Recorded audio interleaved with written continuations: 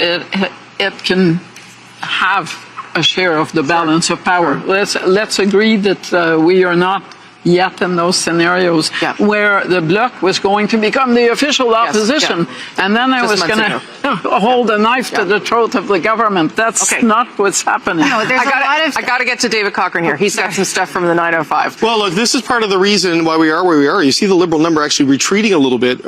Right now, they are only at 65 seats in Ontario. They are down 10, down 11, and I'm going to look at the Greater Toronto area, and this gives you a sense of where we are right now. So you can see here, that Mississauga is blue, a Brampton is blue, another Brampton is blue. So Peel region has been breached by the Conservatives at this point in time. As we were saying earlier, this is the gate that they need to break down and get closer to the downtown part of Toronto if they're going to make it more of a game at the top line numbers, but certainly in Ontario. And the Liberals are having a little bit of a struggle, at least at this hour of the night. Similar story. There we go. In Vaughan Woodbridge, this is a Conservative-held seat. Thornhill, that's Melissa Landsman. But York Centre, this is another Liberal seat that is blue at the moment. And in Richmond Hill, Aurora, Oak Ridge is a Newmarket, Aurora. York region and Peel region. The Liberals felt pretty good about Peel region. There was some top-line polling suggesting that it was tightening up there as you got towards Election Day. And you are seeing that also up in the York region, which is what the Liberals were the most worried about in their seats in Ontario. But an interesting thing developing as well here in southwestern Ontario, because look, the Conservative number is 144. Like, that's way up for Pierre Poilievre. Like, that is a big increase in the seats, at least at this point in the night. In the NDP from Hamilton to London to Windsor right now, those are blue. The conventional wisdom was the collapse of the NDP vote would elect Liberals. But if the Liberals and the NDP both are strong second and third, the Conservatives could come up the middle. That may be what is happening in those areas. And just going back to the GTA, I know this was a concern up in the York region here, was that the NDP vote dropping would help the Liberals run up the score in the downtown Toronto core, where they're going to win just by larger margins. But there were not really any NDP vote to be gained in a lot of these 905 outer areas, and that would you would have a false sense of how viable you were in those ridings, and you would see Conservatives flip those blue. So the Liberals, still early yet in Ontario, but vote inefficiency not playing in their favor as they are down double-digit seats in a province that pollsters from start to finish had them up double-digit points, right? But that, again, speaks to what we're talking about around the popular vote and the seat efficiency. Nothing is working as it normally would in an election. That's what's happening, right? Yes, and Donald Trump obviously disrupted this entire election. I mean, the U.S. president makes about $400,000 U.S. a year. The Liberals should probably book that as a campaign expense, given the way that it's helped them throughout this thing. But, until we get sort of the urban votes in mass number to know exactly how the cities of Canada are going to vote, and the suburbs of Canada are going to finally vote, and of course British Columbia, it's hard to know if they're going to get there. But the vote efficiency that has helped the Liberals win the 2019 federal election and win the 2021 federal election, despite losing the popular vote, at this stage, we're not yet seeing that. Now, they're starting to tick back up. They're in 161 right now.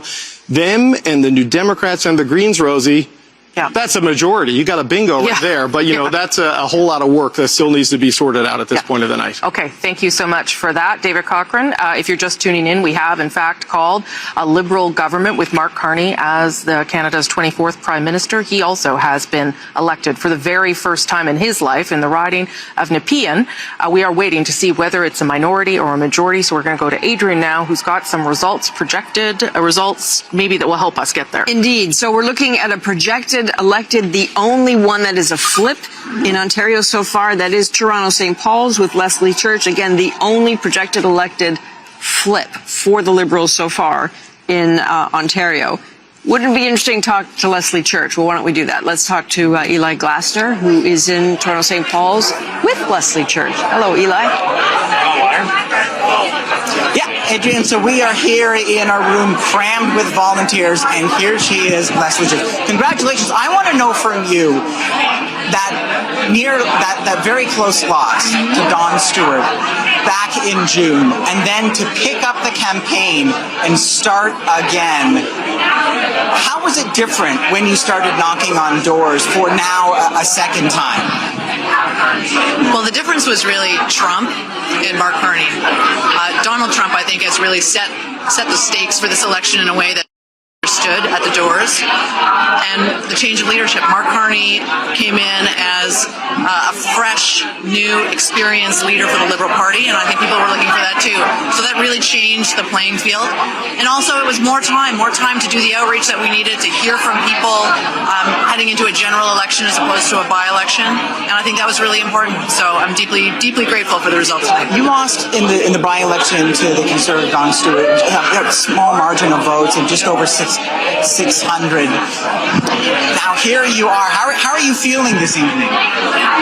I feel very good. I feel so grateful for the trust that the community of St. Paul's has put in me. I'm so grateful for the team. We've had just people coming out in this election in ways that I've never seen before, getting involved because of what's at stake.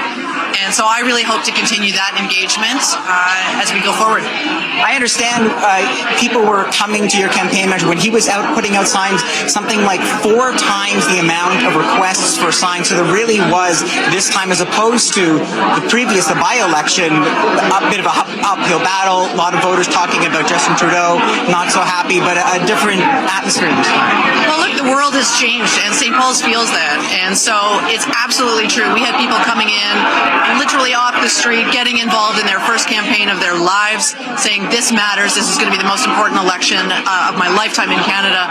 And we're proud to be part of a party that is pushing a positive agenda, that wants to build a better future here, and most importantly wants to stand up for Canada in the face of Donald Trump. I mean, that was just an existential threat that really loomed over all of this election. All right, thank you for making time for us. You're welcome.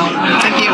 There you go, Leslie Church, here at Toronto St. Paul's. Very dramatic riding, bit of a bellwether, bit of a wake-up call for the Liberals when the by-election, a big surprise when Don Stewart won just a very small margin. But as you're seeing from those results, a very dramatic difference tonight. And certainly when she came downstairs and entered, this celebration, there were loud cheers. And as we were hearing from the organizers, when they were out on the street, when they were knocking on doors, the thing they were hearing again and again was Trump and the tariffs, and those concerns has brought this red wave back to St. Paul's. It was a red riding for many, many years with Carolyn Bennett, and it is red now once again.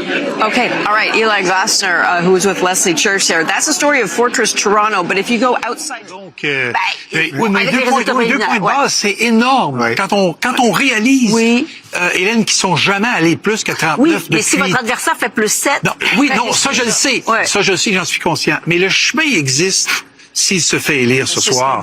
Le chemin existe pour lui d'être chef dans un gouvernement minoritaire, chef du Parti conservateur.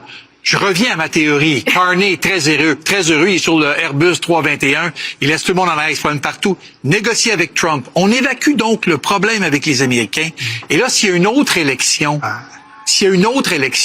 à ce moment-là, Poilievre est sur de bonnes... Mais c'est certain que si on est en situation minoritaire, Poilievre ne va nulle part. À moins qu'il fasse son siège. Oui, c'est ce que je dis. L'avenir dure longtemps. Mais moi, je vais en ajouter sur mon collègue ex-sénateur et ministre, c'est que, imaginez le degré de difficulté. Donc, Pierre Poilievre, dans un contexte complètement nouveau, avec un roi fou à Washington, un banquier qui prend la place de Trudeau, et qui lui prend son programme, sur la taxe carbone, sur les baisses d'impôts, et il progresse quand même à 41%. Ouais. C'est quand même quelque chose. Ouais. Il n'a pas démérité de la famille conservatrice, et je pense qu'il a un avenir devant lui. À 41, je pense objectivement, Michel, vous êtes d'accord, il n'a pas démérité. Absolument pas. Absolument pas. Puis ce qui est fascinant, c'est que l'Ontario, c'est l'industrie de l'automobile. Et c'est au cœur des négociations avec Trump. Et normalement, les libéraux auraient dû faire des gains beaucoup plus importants. Et là, ce qu'on voit, c'est que c'est les conservateurs qui vont chercher ce vote-là d'une certaine façon. Puis je le regarde pas là, circonscription par circonscription, mais sur le principe même, l'Ontario, c'est important. Et dans ce sens-là, sa stratégie d'aller vers les travailleurs aux dépens du NPD, qui normalement devrait être le parti des travailleurs et des syndicats, ce soir, c'est les conservateurs qui récoltent ce fruit-là. Et juste pour terminer sur ce que Michael dit, Et je sais que lui, il pense que Noël, c'est terminé. Moi, je pense pas qu'à Noël, c'est terminé, dans le sens qu'il y aura avec Trump, il y aura d'autres conséquences. Et c'est pour ça que c'est important de voir si c'est un gouvernement minoritaire, ça change la donne pour le reste des... En tout cas, ça ressemble à ça, à ce qu'on a devant les yeux. Là. Je sais pas ce que a pris le conseiller libéral, à moins qu'il y ait des chiffres qu'on comprenne pas. Là. Mais ce qui est intéressant... Oh, excusez. Non, Sébastien, Grand Toronto. Oui, Grand Toronto, c'est là que ça s'est joué pour distancer le Parti libéral d'un gouvernement majoritaire au moment où on se parle, parce que les conservateurs ont quand même fait des gains. Regardez, ça, c'est les résultats de ce soir. Donc, vous voyez le bleu qui est ici. Le bleu qui est ici, c'est des circonscriptions où les conservateurs sont en avance comparativement à 2021. Donc, c'est des prises pour le Parti conservateur qui rentrent un peu dans Toronto.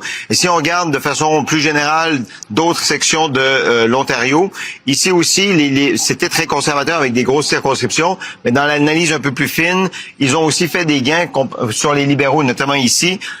Donc, l'Ontario a livré d'une certaine façon pour les conservateurs et n'a pas livré pour les libéraux, ce qui fait en sorte qu'on se retrouve avec les chiffres actuels. Ça se resserre quand même 156-148.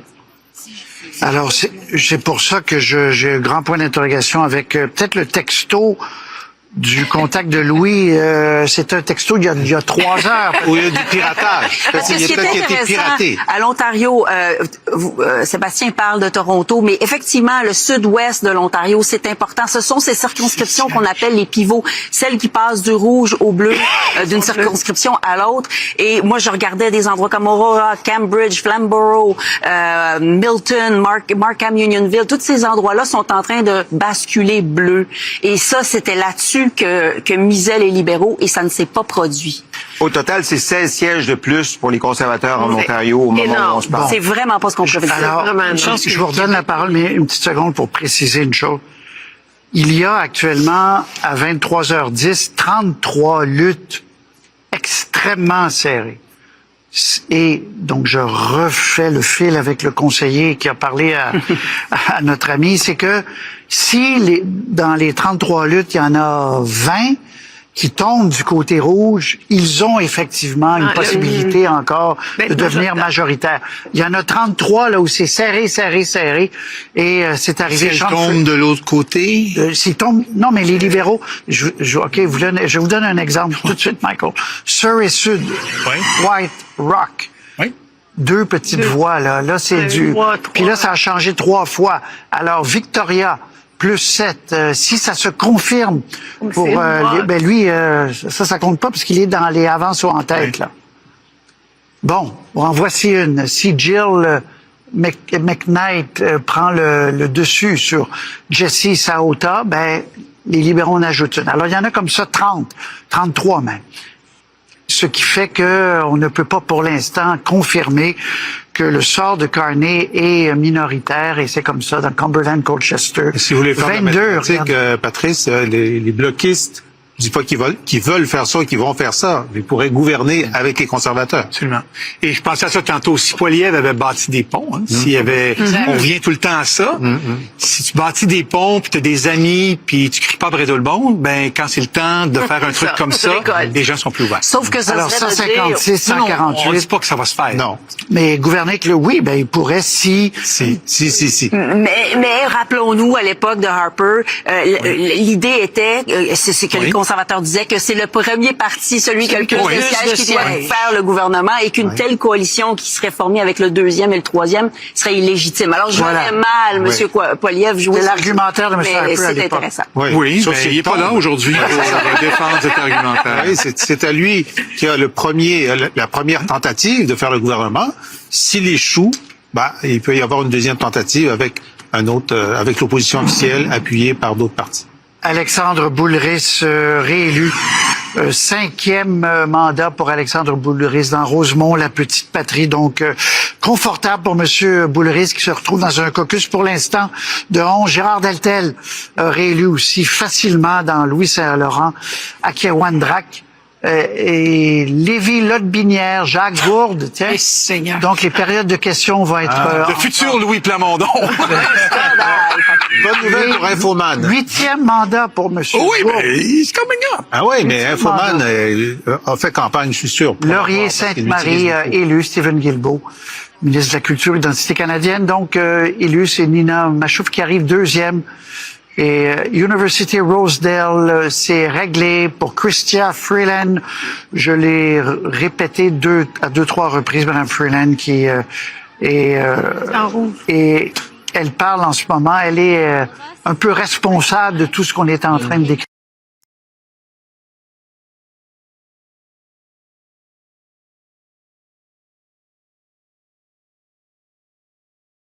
Circuit for the Reuters live service.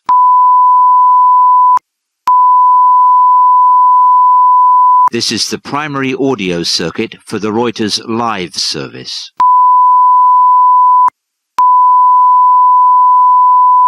This is the primary audio circuit for the Reuters live service.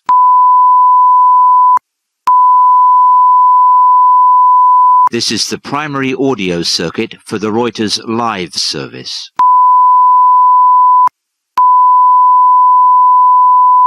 This is the primary audio circuit for the Reuters live service.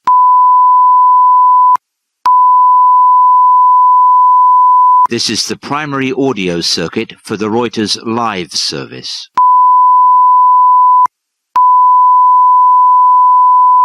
This is the primary audio circuit for the Reuters live service.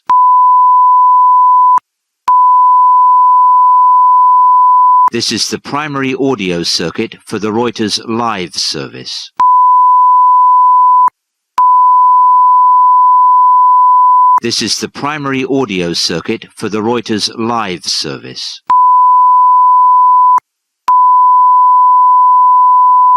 This is the primary audio circuit for the Reuters live service.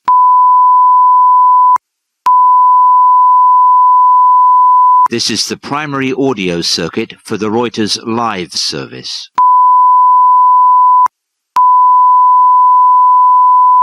This is the primary audio circuit for the Reuters live service.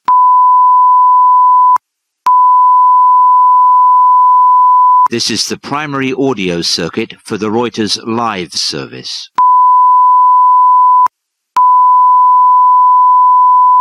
This is the primary audio circuit for the Reuters live service.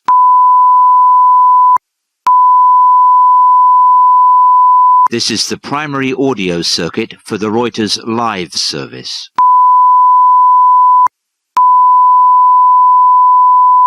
This is the primary audio circuit for the Reuters live service.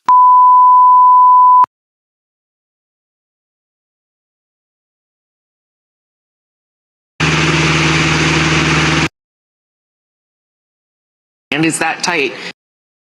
My gosh, that's not a very stable time for anybody. David, you got some stuff you want to talk about? Look, Rosie, I think the political science term for that is a parliament from hell. But what's happening right now is the stories in Ontario, folks. I mean, look, the Liberals have been projected to win the most seats here tonight, but they are down in Ontario, not just below where we thought they needed to be for the path to majority. They're just flat out down. And like, let's go through some of the regions here. The NDP vote is nowhere in Ontario, but a lot of it's going conservative. So we've seen the Conservatives moving into the Peel region here and like gaining seats in the York region. But what's also interesting is if you go to southwestern Ontario, look at this. Windsor right now is blue. London Fanshawe is blue. I believe Kitchener Centre, the Green Party seat, that is blue right now. And I bet you if we go into the Hamilton area, we're going to see some of that there as well. Look, there's no orange in Hamilton, but in Hamilton Centre, there's a Conservative in the lead right now. So this is the top line numbers, and sort of the conventional wisdom of this election has been that the NDP vote collapse would just all huddle around Mark Carney as the new Progressive Party avatar. But what you're seeing is a lot of those orange votes seem to have gone blue, or at least the orange ridings are going blue because the dynamics were red and orange are pretty strong seconds and third. And you know what? Doug Ford rode this dynamic to a majority in Ontario because you had Bonnie Crump. Can win out over any strategic voting coalescing on the progressive side. So we're keeping watch on those two very close ridings and several others that are shaping up to be real races. And Omar, Bashi? Mijun, thank you so much. And in many ways, BC pivotal for the future of the NDP. You see the tracker, as Mijun mentioned, 10 seats leading and elected for the NDP. They need 12 for official party status. Will they even have that before the night is over? The results in BC, particularly on the island where they had 6 of the 7 seats, or had, I should say, a dissolution, that is really going to fill in the story for the NDP and the future of the party and also the future of its leader as well.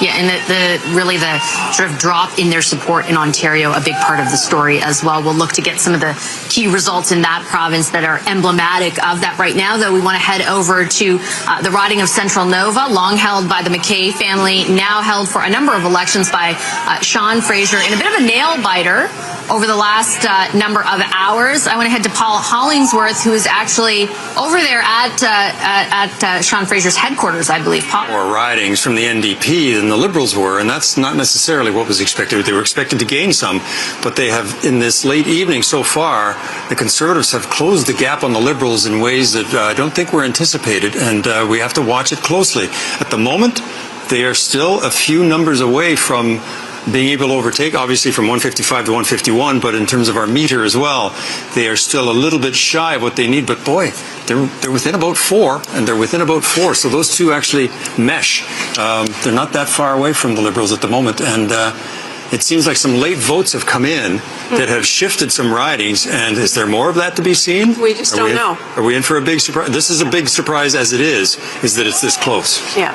All right, we're going to look at some particular ridings here. This is Vancouver Island, Saanich Gulf Islands.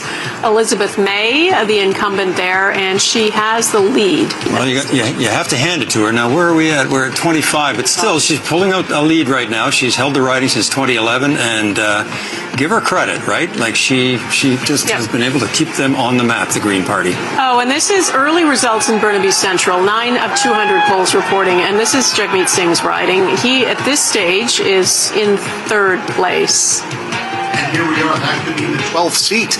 Look at the ticker, NDP 11. If only the leader won his seat, they'd have official party status.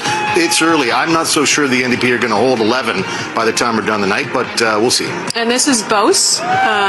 Maxime Bernier in 4th. Is he going to get the message and pack it in as the People's Party guy? Not sure. He used to own that riding when he was with the Conservatives, but he gave up to Conservatives, and voters gave up on him. All right, we have one more. Carleton. This is the first results we're seeing, or I'm seeing at least, from the riding where Pierre Poilievre is running tonight. 5 polls. Fanjoy, the Liberal candidate, was working hard to take this seat from Pierre Poilievre, who has been elected 7 times in a row.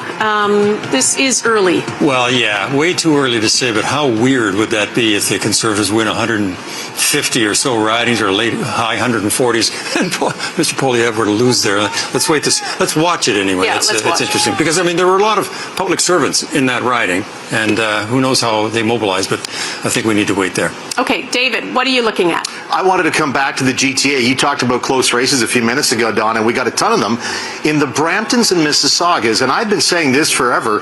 If you win one Brampton, you tend. Hey, look, they're at 11. They're at 11 seats right now. It requires 12 to get official party status. Right. This just in.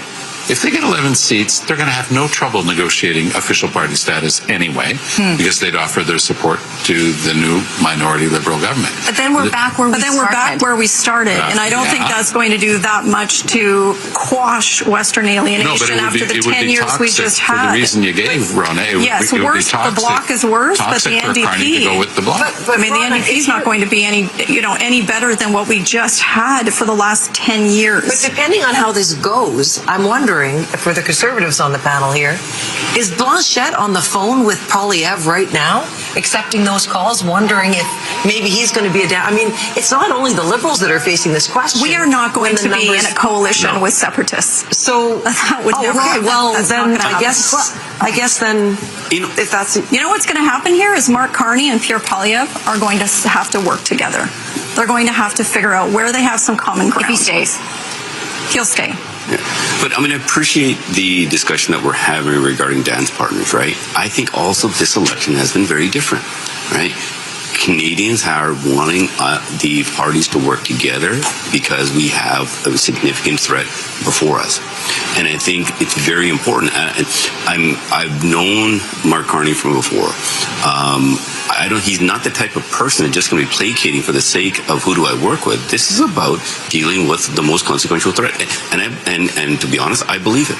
So this is about working together. We have premiers working together, right? So it's incumbent upon us now federally to be working together as well. And I believe that Mark Carney is the right person to do that. Okay, but this, in Mark Miller's words from earlier tonight, somebody from his own party, he is a rookie.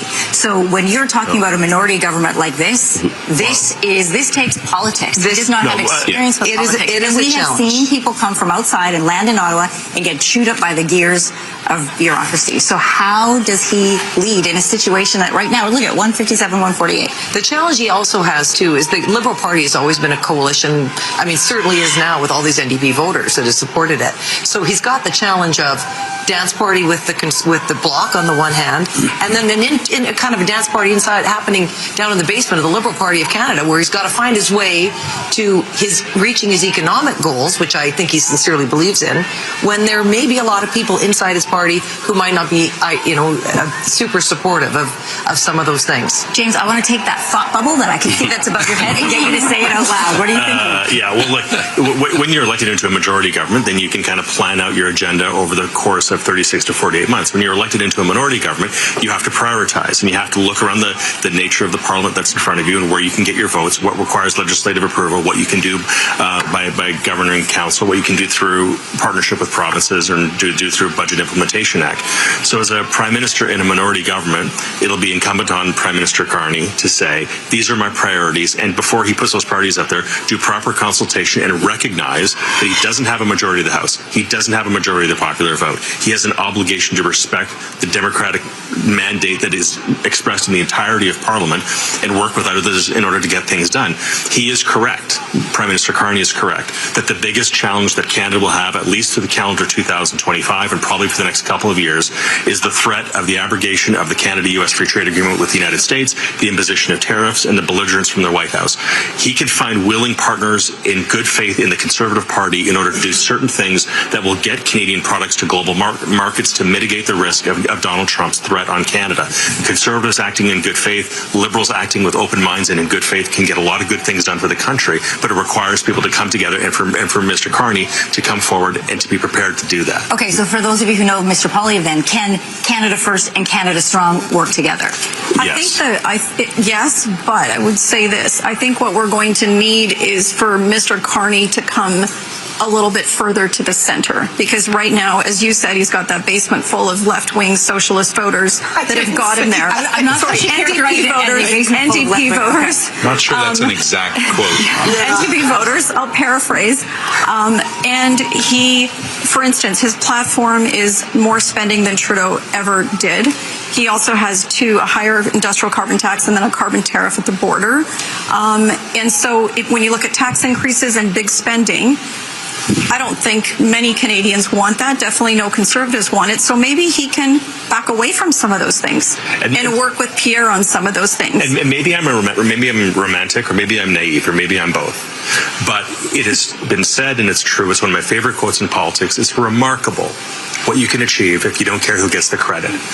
And if the purpose of Parliament is to nation build, and the purpose of Parliament is to bolster the Canadian risks against a President of the United States who today is joking about us being a 51st state, who mocks our country, who mocks our Prime Minister, if the threat against Canada from the President of the United States isn't enough for us to work together, if you don't care... Alexandre Boulris is a survivor of the 2011 Orange Wave and has won it again election after election. This time, it's been a bit tougher for him this time. Jean-Sébastien Vallée is an unknown in the riding. It was the Liberal Party decided to appoint him as a candidate. He wasn't well known in the riding.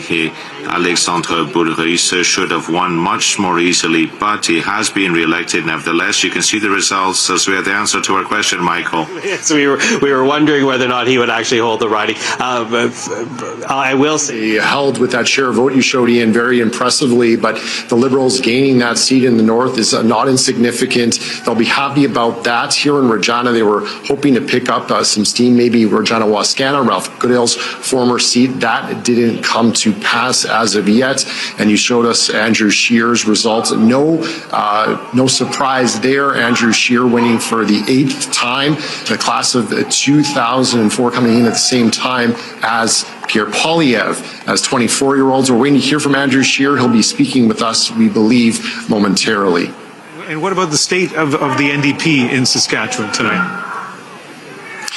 Yeah, Ian, it's a bit surprising and disappointing, I think, at the same time for the NDP, because they did so well in the provincial election, putting up a big fight in that provincial result, really increasing their seat count, but that didn't translate federally. The federal and provincial NDP aren't really aligned, and that showed, I think, tonight in the results, that 13% drop in the share of the vote for the NDP, very significant, and the Liberals picking up a lot of second places across the province, which is a surprise here in Saskatchewan. All right, Adam Hunter, thank you very much for giving us the lay of the land in Saskatchewan. Rosemary. Hey, thanks for that, Ian. Let me show you what's going on at the bottom of your screen there.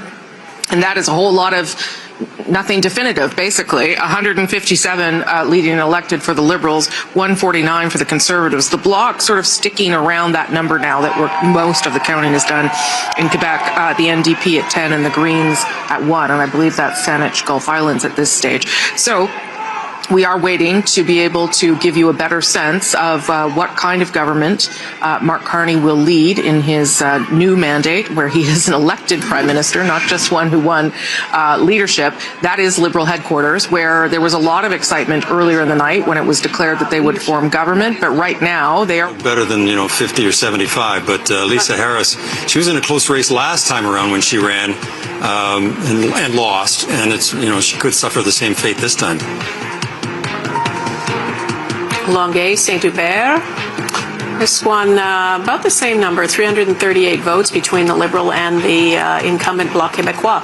This would be one of the pickups for the Liberals over the Bloc Québécois tonight. It's actually where the Liberals have done some of their most effective work, is in picking up seats in Quebec from the BQ. Wow, Terrebonne. Terrebonne, almost neck and neck here with the BQ and the Liberal candidate. Natalie Sinclair Desgagnés is an Oxford-trained economist, and the Liberal has just graduated as an economics student. So, economics in Terrebonne. And Anita Anand is leading now by 3 points. A little while ago, she was just a little bit behind. We are about 2/3 of the way through the count, so there you go. Not a smooth sail for her at this point. Not at all. She is leading. This has been far from a smooth sail for the Liberal Party in much of the country. Mm-hmm. All right, David Aiken, what are you looking at? Let's take a tour through some Western Canadian cities, because there's some interesting results there. Right now, I've got Winnipeg up on the screen right now, and that's the one little NDP dot, Winnipeg Centre. Leah Gazan, the New Democrat incumbent, she's a little bit ahead of the Liberals. The Liberals did hold this in 2015. It often is New Democrat. Pat Martin was the longtime New Democrat for this riding. So we'll see where this goes. We're keeping an eye on it. Conservatives doing relatively well again, this is downtown Winnipeg. Winnipeg Centre, wanted to take a look at that. Winnipeg West might be a pickup for the Liberals. In Winnipeg West, Doug A. Olson, an emergency room doctor who was the MP, then he got beat by Marty Morantz, and now they're back for another rematch, and this time A. Olson is up. He's up by 2,000 votes with 140 polls reporting, so Doug A. Olson might be feeling a little comfortable. We'll keep an eye on that. And then in Kildonan St. Paul, Raquel Dancho, who is the public safety critic for the Conservative, in a bit of a tight race. I just want to take a look. We have had, as you can see, some lead changes through the night. This is taking a look at as the polls came in. It's sort of flattened out a bit with a small lead for Raquel Dancho there. And then this is a loss for this might be a loss for the NDP in Elmwood Transcona. This is another rematch of a by-election. There was a by-election here last year, and Leila Dance won for the NDP against Colin Reynolds. Colin Reynolds is ahead right now. Reynolds is a leader in his private sector union. He's an electrician, and we know Pierre Poilievre made paid a lot of attention to private sector unions, woodworkers, laborers, you name it. And this Colin Reynolds was one of the poster guys, if you will, for Poilievre and the Conservatives' pitch there. So that's what's going on in Winnipeg. Let's zip over to Alberta. Let's take a look at Calgary. Right now in Calgary, the only Liberal who's got a seat, George Chahal in Calgary is losing right now to the Conservative. Not by much, 344 votes back with 45 polls in. Now, this riding, Calgary Confederation, this part of Calgary hasn't voted for a Liberal since 1940. It's been a while. But right now, Corey Hogan is the Vice President of the University of Calgary, and that's University of Calgary is in this riding, is 169 votes ahead of Jeremy Nixon, a former MLA. So Nixon used to run for the UCP. Now he's trying to be a CPC, and he's a little bit behind there. That would be a historic win for the Liberals. That's Calgary Centre. Greg McLean, the bilingual Conservative incumbent, is a little bit behind Lindsay Lunau. So there's some close races in Calgary, potential pickups for the Liberals there. Up in Edmonton, not so good for the Liberals. The Liberals might have been expected to win at least two, Edmonton Centre and Edmonton Southeast. And that's not happening right now. Edmonton Centre, the Conservatives are ahead by 110 votes over the Liberals.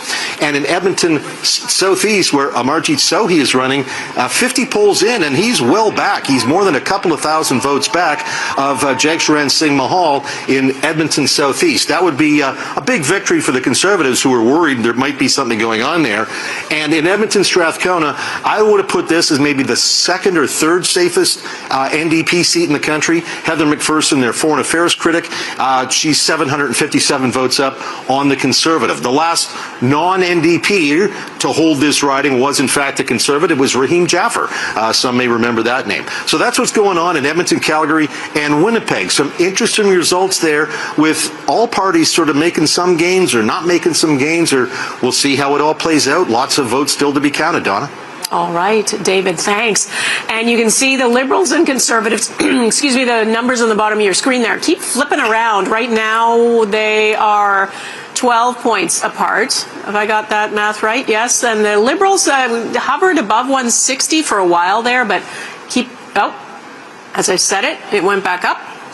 So, Eric, you were looking at the gains and losses, where the parties. Let's do your swing meter. What are you seeing? Well, let's have a look, I guess, first of all, at the Conservatives. Now, when we talk about this, for the Conservatives to form government, that's that number we're talking about for government. Their lucky number was 27. That's a combination of their gains and Liberal losses. And the reason they're not as close to forming government based on our swing meters is they have gained 19, but the Liberals have also gained 7.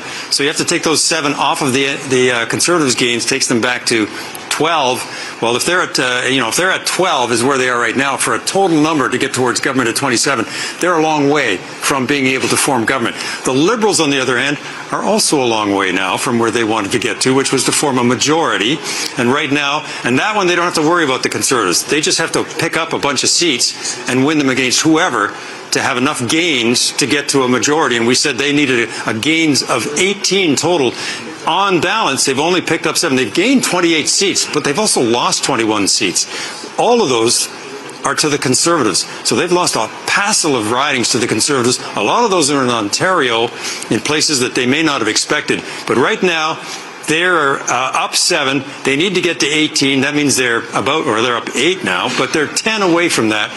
How many ridings are going to change from what we're seeing on the screen below us? They're 161 to 146. They are just a little, it seems like they're a little too far away from the majority line to get to a majority. The Conservatives are a little too far away from the Liberals to catch them. And we are sitting in that realm right now, Donna, where the Liberals are, as we've called earlier, safe to assume, don't want to assume too much, but we've called them to form the government. Doesn't look like they can get to a majority. And of course, it doesn't look like the Conservatives can catch up. Okay, Eric, thank you. Let's go to the Liberal headquarters, where Mark Carney, I assume, will make an appearance at some point this evening. Mackenzie Gray is... if this 5% holds up, it will be the worst showing in the history of the New Democrats. The other worst showing was in the 1993 election, a piece of history that Jagmeet Singh probably doesn't want to be associated with, but looks like that's where he's at. No, we'll certainly have to wait and see how he answers to that this evening. But again, some really close numbers here. Mark Carney at 42% and Poilievre at 41%. Well, think of Pierre Poilievre. Now he can say that he's done better than Stephen Harper. Right? Like he might not have been able to form a government, but that's still up in the air. But the thing is that he's done very well. More people have voted Conservative in this election than in any election in recent memory. Yeah, there's certainly an underlying story there. Let's take a look now at the gains and losses. So the Liberals up 1 seat and the Conservatives, as we were just talking about them and their popularity, up 7 seats, Nick. Yeah, I think for the Liberals, even just up 1, considering they were at a near-death experience in terms of where they were at and where they were looking at a Conservative supermajority, you know, being only up 1 is probably decent. You know, for the Conservatives, they can claim that they're making headways not just in the popular vote, but also in the number of seats. But bad news for Blanchette and bad news for Singh. Certainly. And Nick, we're seeing an interesting story play out in Ontario, typically helping to decipher who wins an election. Right now, though, it looks like it's who's going to, you know, have a minority majority. They're making that ruling. The Liberals down 12 seats. Yeah, we talked a lot about vote efficiency and how popular support would convert into seats. It looks like the Conservative ground game in Ontario was very effective at converting their level of support, even though it was trailing the Liberals, into seats in battleground Ontario. Okay, let's move over to Western Canada and see how things have changed there. Potential seat change for the Conservative, gaining 8 seats in the West. The Liberals potentially gaining 6 seats, and the NDP, Nick, take a look at that, down possibly 10 seats. Yes, we were talking about the feeding frenzy in British Columbia with both the Liberals and the Conservatives going into British Columbia repeatedly because they saw the NDP vulnerability. That's manifested itself, and both the Conservatives and the Liberals have benefited. Okay, Nick, so let's take a look now right across the country as we see this, the potential seat change right across the country from Atlantic Canada to the West Coast. What stands out? What stands out the most to you on this one, Nick? Well, you know, what really stands out is you can see the Liberals picking up in Quebec, Conservatives in Ontario and the West, and, you know, the NDP just basically a setback everywhere. Okay, a really interesting story playing out here this evening, especially for the NDP, and we'll see a little bit later on, you know, where those votes really went and where their supporters went. And again, right now, CTV News declaring a Liberal minority. Back to you. All right, Heather, thank you so much. Let's bring in Corey, Kathleen, and Scott right now. I want to go back to the story that's developing and emerging right now in Pierre Poilievre's riding of Carleton. We heard James Moore say just minutes ago he thinks that Pierre Poilievre will capture his riding. What's going through your mind, Corey, as you're watching these results? I'm a lot less certain that that's going to be the case because I look at we had triggered an election earlier. It is potential. There was a potential that we could have had many more seats, but it was also very, very strong. I would say probability that the Prime Minister, that there would be a majority Conservative government, and that would be very bad for Canadians. So there was that.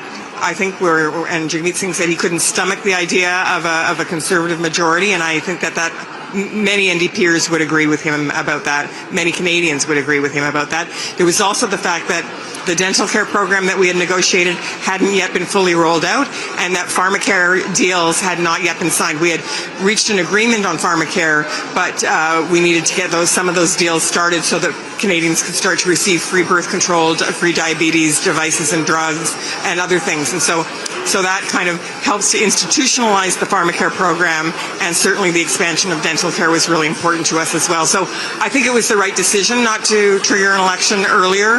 I think that having a Pierre Poilievre majority Conservative government, and he had pledged at that time to eliminate the pharmacare and dental care programs would have been a bad decision for Canadians. Correct me if I'm wrong. I think you may have been around the NDP since at least 1993.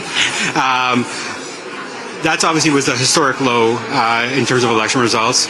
What lessons do you have, you know, having gone through that experience in the 90s? Well, the lesson I have is that it's better to have more seats than less seats.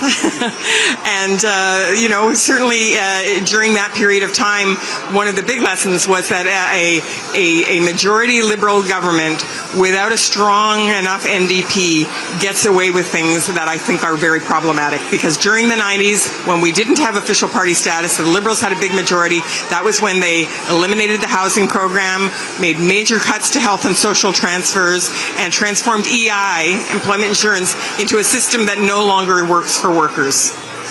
Okay. Well, thank you very much. I appreciate your time. Thank you. Okay. Back to you, Michael.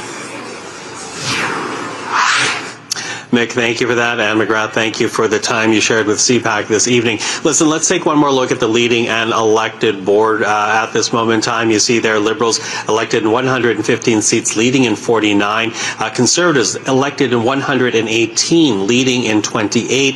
I want to go down to the bottom of the board because we also now have one Green elected, and that is, we can tell you, Elizabeth May, the Green Party leader. She does get reelected in the riding of Saanich Gulf Islands, and there you go.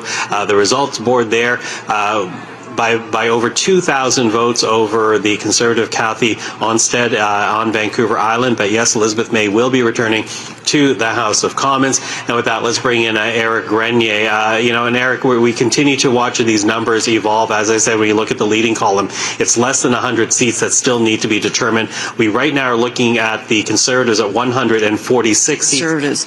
This is the story that is playing out in many, many ridings across Ontario, potentially across the country. That is why the number keeps bouncing the way it does at the bottom of your screen, Rosie. Okay, yeah, it sure does. It's moving around an awful lot, but right now tracking a little more heavily for the Liberals. Remember, a majority government, 172. The Liberals right now projected or elected in 164. Let me show you what the vote share looks like right across the country. Adrian showed you that one particular riding. Look at that. 42.6 for the Liberals, 41.7 for the Conservatives. That is how close things are. And again, the second part of that story is as you go down your screen and you see what's happened to the Bloc and the NDP at just 5%, which is undoubtedly a devastating outcome for them. They are not yet right at official party status. Not sure whether they will get there. That is the number 12 that you have to watch for. But again, lots of things still fluid and in flux. And Ian's going to tell us a little bit about some of that. Let's take a look at Vancouver Island. This has been a fortress in the past for the NDP, and a lot of people wondered what would happen to their seats. And you can see here that right now the NDP is trailing in 4 of the ridings that they hold on Vancouver Island, and both the Liberals and the Conservatives are taking the lead there. None of these, though, are projected elected. But let's take a look, first of all, at Victoria. Will Greaves, University of Victoria professor, has pretty well doubled the vote share for the Conservatives in a riding which for a long time has been held by the NDP. I talked to another professor at UVic who said that Professor Greaves got the nomination back when it didn't look like there was really any chance of the Liberals winning. Well, now next year he's not going to teach any students. He's going to be heading to Ottawa. Esquimalt Saanich Suk, Stephanie McLean has gone from being a cabinet minister in the Rachel Notley NDP government in Alberta to displacing the NDP candidate here. This is Randall Garrison's old riding, so of course he was an analyst with us earlier tonight. Obviously the incumbent not running again, but Maya Tate, Mayor Suk, was seen as the star candidate, and you can see she is in 3rd place. Let's take a look at Nanaimo Ladysmith, another place where the NDP support has plummeted. And Tamara Cronus is a lawyer, but on her website it says you might find her bartending at the Legion, sport shooting, or playing bridge. So a lawyer with a bit of a twist. That's kind of interesting. And yeah, huge lead going on in Nanaimo Ladysmith. Let's look at North Island, Powell River. This is a riding that I think some Conservatives thought they would win easily. And this is a riding that so far the NDP candidate, who is not the incumbent, has managed to hold on to more or less the share that the NDP had last time around. But still, Conservatives in the lead by just over 500 votes, Rosemary. Okay, thank you for that, Ian. I'm going to show a couple of boards myself now to explain a little bit more of the story we're seeing tonight. This is sort of what we call a party summary board, how they're doing right across the country at this stage in the evening. So you can see their vote share 5.5% overall. But look at those numbers on the right, on the far right of your screen. Those numbers down. The NDP is down in every region of the country. And let me show you where some of that has gone by showing you this next board. This is the Liberal Party. Overall, 42.6%. But look at that. Look at what has happened to them on the right of your screen. Up in every single region of the country. And that explains a little bit where we are tonight. That collapse of the NDP, yes, has supported everyone, the Conservatives and the Liberals, but the Liberals really surging with some support growth, some growth in every part of the country. Let's go to David Cochran. Yeah, Rosie, I mean, the NDP are down by double-digit percentage points everywhere. They could go down by double-digit percentage points. The only spot where they're not are the ones where they were in the single digits to begin with. But look, the path to party status was a difficult one for the NDP coming into Jagmeet Singh's third national election. They need 12 seats to get there. It's going to be tough. They have nothing in Atlantic Canada. We know that. They do have one seat in the island of Montreal. Alexandre Boulay-Rees was re-elected in the Rosemont. Some inroads in Ontario, that may have prevented the Liberals from getting to a majority, but they have not done well enough in Quebec and Eastern Canada, which has been their problem really ever since the Progressive Conservative Party blew up in 1993. They have, they've moved that center of gravity for the Conservatives out to Western Canada, and as a result, they've had a hard time connecting with enough Conservatives to win enough seats to form government. I mean, they've had one majority since the Mulroney days, and that was with Stephen Harper in 2011, Donna. Mm-hmm. But for the most part, the Liberals are, governing as they've governed so often. They just keep winning, 2 or 3 elections before the Conservatives can win an election. So at the moment, we're seeing it kind of unfold. Some of the reasons why the Conservatives are doing better, and reasons why the Liberals are still holding on. 149 seats is not nothing where they're at right now, but it's not enough. And a lot of that is what they did in Ontario to pick up. Eric, thank you. Let's go over to David Aiken, who is with Daryl Bricker from Ipsos. Yeah, thanks, Donna. So Daryl Bricker of Ipsos. People have been out doing exit polls, asking voters as they come out of a voting booth a whole range of interesting questions. I mean, there's 80, 90 questions loaded in here. We can spend an hour and a half there. Yeah. But let's start off with, we were going to start off with, I think, wild card. Right. Is Canada on the right track? So this is someone who voted today, might have voted for a Liberal, might have voted for a Conservative. Here's all voters, 7,000 people, and we're not on the right track, says people who voted today, and they didn't throw the bums out. Right. So this is the context of the campaign. So Mark Carney is seen as the man of the moment on one issue. The Liberals designed their entire campaign around it. It was dealing with Donald Trump in the United States. So on that issue, fine.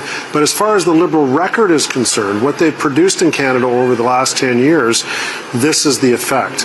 More people, by a considerable amount, feel that the country's on the wrong direction rather than the right direction. And we can say, folks going through it, boomers, Gen Xers, it's pretty consistent right across the board. Yeah. We're going in the wrong direction. Now, I think it was attitudes on Canada. Oops, sorry, I did that. Me? That was me. Okay, there we go. Canada is broken. This is what Pierre Poilievre was saying last fall. He got criticized for saying that, and yet quite a few people agree. A fifth of us strongly agree with Pierre Poilievre was saying. Almost half of us overall think that Canada is broken. This, again, underscores the fact that people are not satisfied with the direction of the country, not satisfied with the last 10 years of the Liberal administration, and even though the Liberals can sneak in on this one issue, the overall context they're going to be walking into after this in a minority government situation possibly is going to be difficult. Let's say, I mean, the data that the parties have, I'm sure they're doing polling something similar to this. If you're in Poilievre's inner circle tomorrow or in the coming days, you probably go, see, we were right all along. This is probably validating the axis of their campaign, essentially. Until 2 months ago, they were right. Right. And that's what people were jumping on. This is what underscores, folks, time for a change. Right. I hear that a lot in politics. There was a really strong belief prior to Mark Carney becoming the leader of the Liberal Party and Donald Trump to doing what he decided to do, a real desire to change. That hasn't gone away. You're Mark Carney. You sit down with your cabinet. You have this data that people think Canada's broken. We're moving in the wrong direction. He did move quickly on carbon taxes. He moved quickly on a couple other things. I guess he's got to move even more quickly to really show that his government is taking some of these concerns seriously. That would be the takeaway for the Liberals, I assume. He's on a very short leash. His priority, and as far as Canadians are concerned, is one issue, which is dealing with Donald Trump. Everything else is going to be difficult for him and going to be difficult to manage. Yeah. So, guys, as we go back, we're going to probably talk about this later in the night as we listen to leaders' speeches. We may hear, I think, at least one leader, that'd be Jagmeet Singh, who is probably going to talk about his future. And that is, in terms of the parliamentary calendar, that, while a leadership race unfolds, the NDP are not going to want to force an election, but they may not hold the balance of power. It's going to be a very interesting parliament, I think. Yeah, a very interesting parliament. We haven't seen anything like this in quite a while. No, indeed. All right, Donna, Mr. Eric, what do you think? Okay, great. Yeah, it's Liberals at 162, Conservatives 149, and it's just I think as long as there are these close ridings, we're just going to see those numbers just fluctuate. Yeah, I mean, the longer it goes, when we talked about those numbers won't fluctuate as much as time goes on, because more things get in, more things get a little bit more into cement. Mm-hmm. But so it's going to be hard now. The Conservatives, as we called, aren't going to catch them. It was just that there were some ridings that gave us a bit of a surprise there for a while.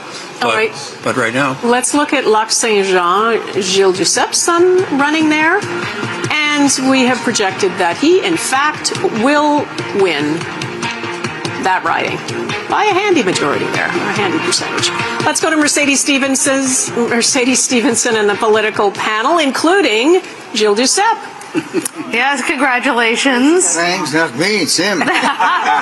He learned, I'm sure, a thing or two, though, from Dad. Yeah, but we're always learning. That's true.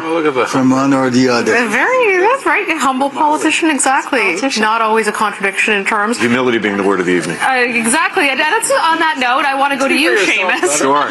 Let me tee it up for you. The Liberals being handed a government here, but it's a lot closer than people expected. What is the message that Canadians are sending tonight to Mark Carney? Well, let's see what happens. These numbers are still so close. We're still watching some very tight races, including my friend Anthony Germain in Newfoundland. We'll see. I think regardless of what happens this evening, whoever forms government, it looks like it'll be Prime Minister Carney. Yeah, you take it with some dose of humility.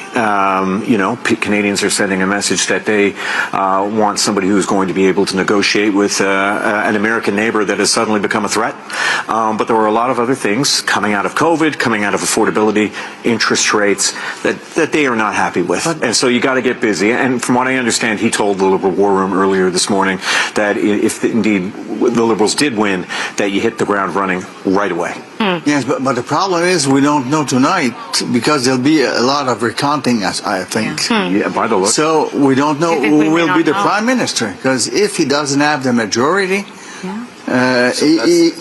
he will have to deal with whom. So my question. So if the Bloc has the balance of power, be sure they will negotiate with both parties to obtain what they want to have. So what could happen tonight is that you could have, we declare a Liberal minority, for example, but then they ally with the Conservatives. If you look at the situation. So for Canadians who don't follow the intricacies of how a minority parliament works. Yes, please lay this out for us. Well, I'll cautiously take some steps. The Liberals, given these numbers, if something like this holds, they get the first opportunity. They do. To form a government. And what they will appeal to the Governor General is say, we have an agreement with the Bloc or the NDP, and this is how we're going to govern. If no such agreement exists, and confidence of the House, and then we're going to return to the House as soon as possible. We'll have a vote to show that we can govern. If they can't show that agreement, and the Bloc are sitting saying, well, we're talking to both the Liberals and the Conservatives, there may be a scenario, and this would be a bizarre moment, but maybe not, where we're seeing Pierre Poilievre attempting to make a deal with the Bloc leader, which as a Western Canadian. Bizarre. Well, I think it's bizarre in the sense of. Sorry, I'm asking. We've been through a scenario before with Mr. Dion and Jack Layton. We got along fine. There's moments where we didn't get along fine. Paul Martin, I did it with Stephen Harper. Yeah. I would ask any party in a situation when they could have the balance of power. Yeah, so it's a very. They won't say, no party will say, okay. But they say, wait a second, you will negotiate before saying, okay. Beyond for power, the question will be for what? I just think for a conservative leader who has been careful, we talked about this a little bit, Poilievre has been careful not to attack the bloc. Not like he did the Liberals or the NDP. But the bloc has attacked the Conservatives previously. Not during the campaign, but a lot before the campaign. A lot before. So do you see a scenario where Pierre Poilievre would be willing to make some of the concessions that he would have to make, things like supply management, with the Bloc Québécois to try to form a government? I think that any good leader would listen to anyone who would want to come to him to discuss possibilities. Why wouldn't you listen to them? But who your partner is can affect your own reputation. And that's in a true. minority. Of course it does. So look at how the NDP look at how the NDP have been affected over the last 3 years of making an agreement with Mr. Trudeau when he was Prime Minister had a very, very negative effect on our reputation with a number of Canadians. This is calculus. Let's make them even more interesting. Who will be doing the negotiating? Well, isn't that an interesting question? Right? Who is the leader of the NDP after tonight? Who is the leader of the Conservative We've got a while to go. We will come back and we will revisit what's going to happen in terms of the leaders. But, I mean, Donna, it just tells you what a wild night we're having here. The numbers all over the place. The possibility of a bloc-backed Conservative minority. It's all kinds of interesting things that are unfolding here that we didn't anticipate. Yeah, I mean, you start doing the math and figuring out who could work with who and how that's all might shake down, and then who's leading which party. Yes, lots to watch for, and it's still all we know is there's a Liberal government. We don't know the shape of it at this point. It's always a potentially more explosive arrangement. Any party, national party, that would strike a deal with the so-called separatist party in Quebec, like it's just a little bit more volatile to think about that as opposed to the other. So everybody would have to sort of be thinking hard about just what kind of deal and with whom when you look at these possibilities. But the possibilities are lining up right now. Okay, let's go to Carolyn Jarvis, who's in Toronto. I think you're with Chrystia Freeland. Yeah, who you? I am. Nikki Ashton is trailing by quite a bit, so we don't have enough information there to declare this riding, but you can see it's a big and solid lead for Rebecca Chartrand, who lost this riding by a small margin to Nikki Ashton way back in 2015. And let's look at the perfect bellwether, the riding Winnipeg South, which since I think 1988, the winner of this riding is also a member of the government. It happens time and time again, and it's happened again. Terry Duguid is leading, or actually has been declared elected there. Bartley Kivas, our CBC reporter who's done some excellent work in Manitoba covering politics, is with the winning candidate in that riding. Go ahead, Bartley. So, Ian, as you mentioned, Winnipeg South is a perfect bellwether since it was created in 1988. It is only elected candidates from the party that wins, and I'm with one of them right now. Terry Duguid, first of all, when you were thinking in December 2024. Staying in the GTA right now, another close race, Mississauga East Cooksville. You have there Peter Fonseca leading right now over Nita Kang of the Conservatives, 170 polls reporting of 222. Switching over now to Brampton South, you have there Sukhdeep Kang leading over Sonia Sidhu. Again, the spread very tight there, 130 polls. Switching over right now to another close race in the GTA. This is Brampton Chinguzi Park. You have there Liberal Shafaq Ali over Tim Iqbal. A very tight margin, couple of hundred votes there with 153 polls. Getting close to getting all those 200 polls reporting there. Brampton North Caledon, Ruby Sahota. There you have it right now leading over Amandeep Judge by a by about 100 votes, roughly speaking, 98 polls of 175. Let's keep looking at some of the tight races in the GTA, which indicates the fact that we're going to be here for quite some time as we're trying to secure the final elected in these. But the Liberal Amandeep Sodhi over Taran Chahal in Brampton Centre, and one last riding where it's also close, Brampton East, Maninder Sidhu leading over Bob Dosanjh Singh, roughly by about under 1,000 votes, I'll say. But there you go. So some tight races in the Greater Toronto area. So we are going to keep tracking this. You have now Liberals leading 162, leading and elected in 162 ridings, Conservatives at 149 leading and elected. Listen, we're now just past the midnight mark Eastern time, and I've been very happy to have the three of you join us, as Susan and Cole, and I want to talk about how are you feeling before we switch over again? Just how you're feeling about tonight and what we're watching unfold. Farouk, I'll begin with you. Surprised by how tight it ends up being, because I mean, what was projected was something more that the Liberals would have like 3-4 points ahead. The popular vote is really tight. The Conservatives are above 40%. So if you know, we're going to analyze the numbers tomorrow when we have them all, but at first sight, Mr. Poilievre kind of delivered what he wanted to deliver, but it was just a bit more to get where he wants. And internally, we know there was a lot of fighting internally, premiers and campaign directors and this and that. So I'm not sure how it's going to end up after today, because Poilievre kind of delivered, not the win, but he delivered a lot. So it'll be interesting to see how it goes. Yeah, interesting to see how it goes. And as you say that, the control room put up where the popular vote is. Look how close this is. Liberals 42.6%, Conservatives 41.9%. So a very, very close spread. And in terms of popular vote, you see both parties building on what was there before. Cole, how are you feeling about this evening? Looking at that result, I think that's the highest share of the votes that Conservatives have gotten since the Mulroney years in the 80s. So in regular circumstances where the NDP is doing a lot better, like this would be a majority win for us. So Pierre Poilievre has delivered in terms of gaining more seats. We'll see how the math plays out afterwards. But just looking at the series of events that led to this election, you know, we had Justin Trudeau's resignation, we had Trump and tariffs, we had the election of Mark Carney as Liberal leader. We were up 25 points in the polls. Then things flipped around and the Liberals were up by 12 points. Then throughout the duration of the election, things narrowed, and so much so that now we're in a very, very close race as things, you know, come to the end here. So in the series of events and just the ever-shifting landscape politically that we watched this election take place in, it's not that surprising that we had just as interesting of a result as we had, you know, the duration of the election in terms of the results. You know, while I have you, Cole, I do also want to, because Jenny Byrne, who has run the Conservative campaign, has been heavily criticized for the way she's run the campaign. In fact, some of the knives were already out for critical that the Conservatives are not on the way to government. Do you think this result helps vindicate her, or is she still under criticism from the party? Well, this is still a loss. I mean, this is gains from where we were at before the election.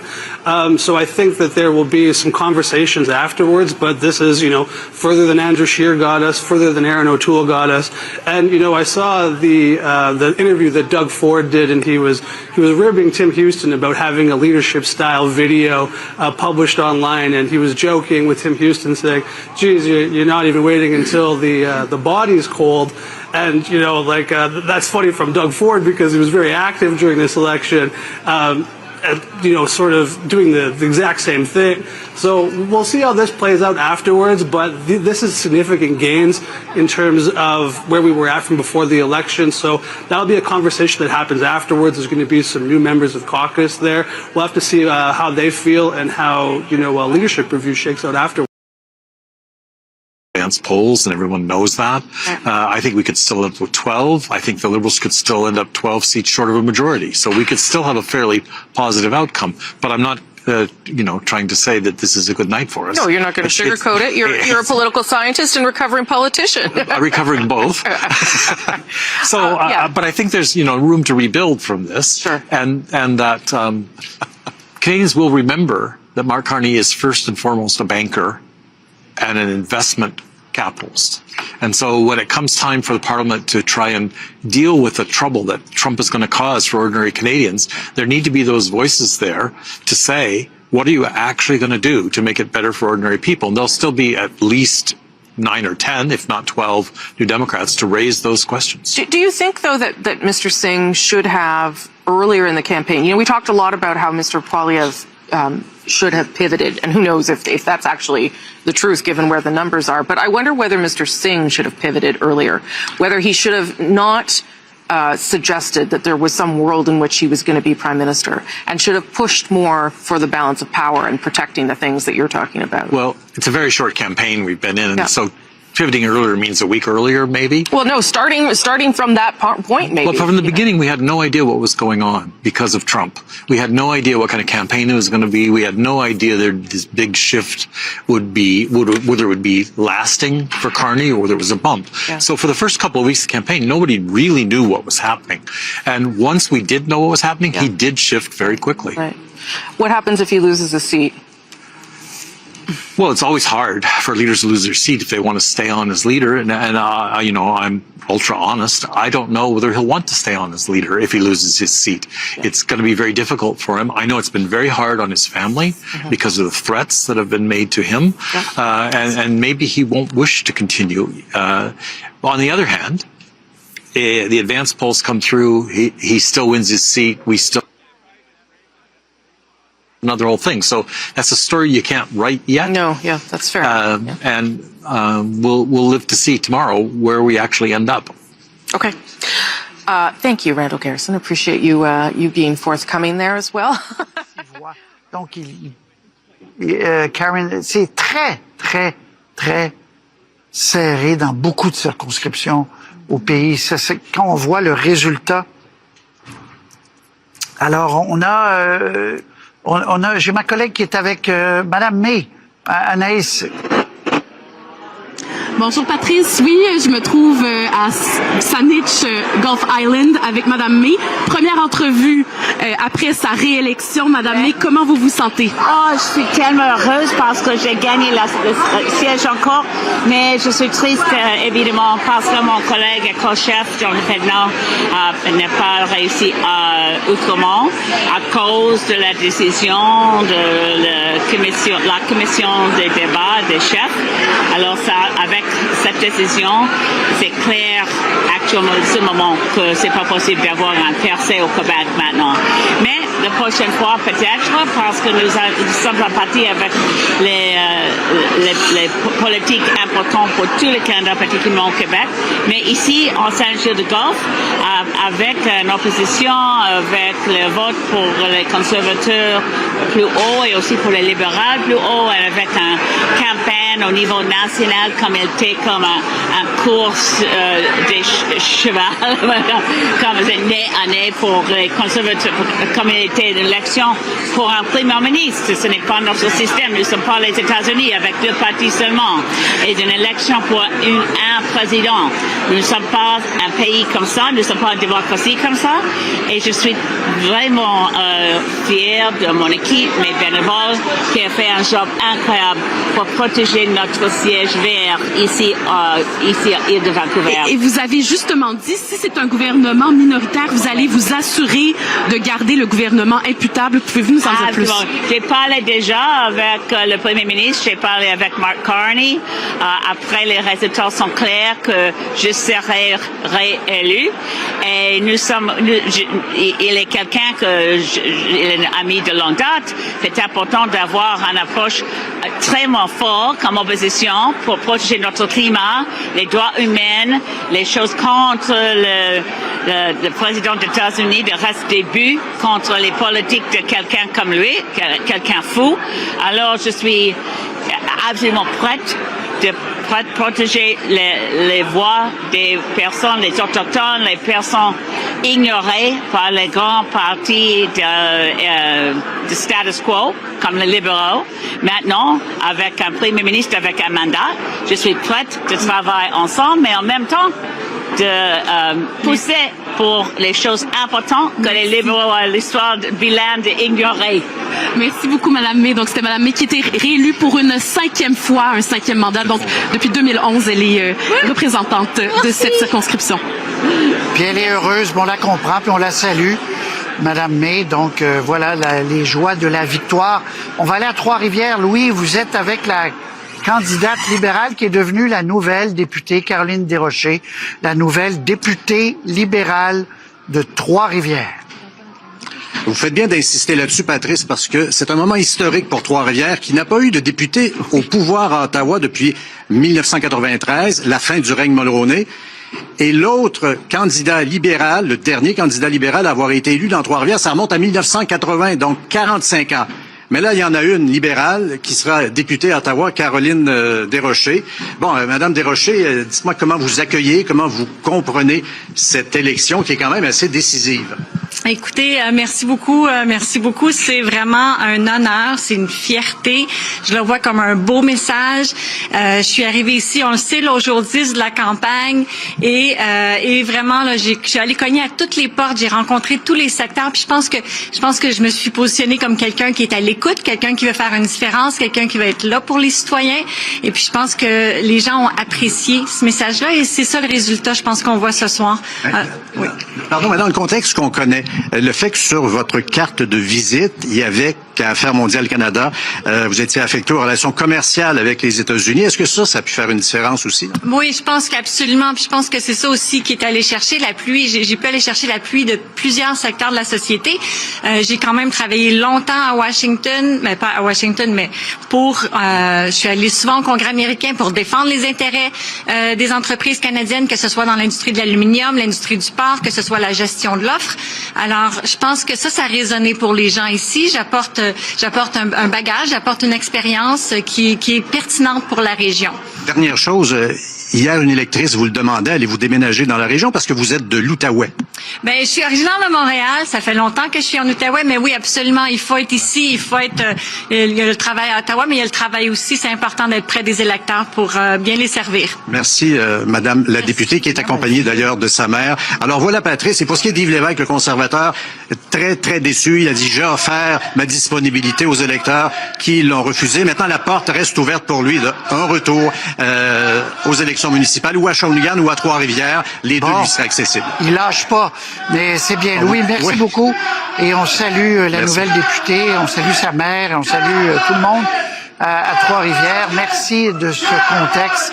Alors, on va faire un certain nombre d'élus. Burlington, Karina Gould, qui est réélue donc dans Burlington. Depuis 1984, Burlington vote du bon côté, vote pour le gouvernement. C'est la circonscription baromètre au pays. Oui. Ah ouais. Alors, encore une fois, c'était le cas ce soir, qui a fait, Mme Gould, une bonne campagne, même si elle est arrivée très loin derrière. Anita Anand, dans Oakville-Est, qui est réélue également. Donc, les pays d'en haut, Saint-Sauveur, Marin Heights, Tim Watchhorn, qui était jusqu'à aujourd'hui maire de Marin Heights, qui deviendra député de cette nouvelle circonscription. Voilà. Donc, on est à 160, 151. Je reprends, je fais du pouce sur ce que vous disiez, Jean-François, tout à l'heure. Je vais vous entendre chacun. À 160, si ça restait comme ça, le Bloc québécois, malgré les pertes, c'est quand même un scénario rêvé, parce que le NPD n'a pas la balance du pouvoir, même si vous ajoutez le vert. Là. Oui. Et en fait, ça met François Blanchet dans une situation de pouvoir assez sans précédent. Parce que, donc, il devra doser le niveau de sa menace de faire tomber le gouvernement, ce qui est toujours le cas quand on a la balance du pouvoir. Alors évidemment, il y a le numéro de cellulaire de M. Carney. M. Carney, peut-être, j'espère qu'il lui a donné le vrai, parce que ça arrive qu'on nous donne des faux numéros. Hein. Oui. Je sais pas si ça vous est arrivé, Patrice. Non. Oui, bon. Pourtant, je vous avais donné mon faux numéro. Mais écoutez, quand est-ce qu'il va utiliser l'arme atomique? Est-ce que c'est si dans la négociation commerciale, il y a un largage de la gestion de l'offre? Est-ce que c'est parce que M. Carney s'entête à convaincre la Cour suprême d'empêcher le Québec d'utiliser la clause dérogatoire? Est-ce que c'est sur autre chose? Quelle sera la liste de ces conditions non négociables pour appuyer le discours du trône? Avoir du pouvoir, ça vient avec la responsabilité. Ça vient avec une énorme, comme disait l'oncle de Spider-Man. Oui, avec énorme pouvoir, énorme responsabilité. Et ça va être intéressant de voir comment il va jouer ça. Mais il a clairement dit la semaine dernière que s'il était le balance du pouvoir dans un gouvernement minoritaire, il ne le ferait pas tomber à court terme.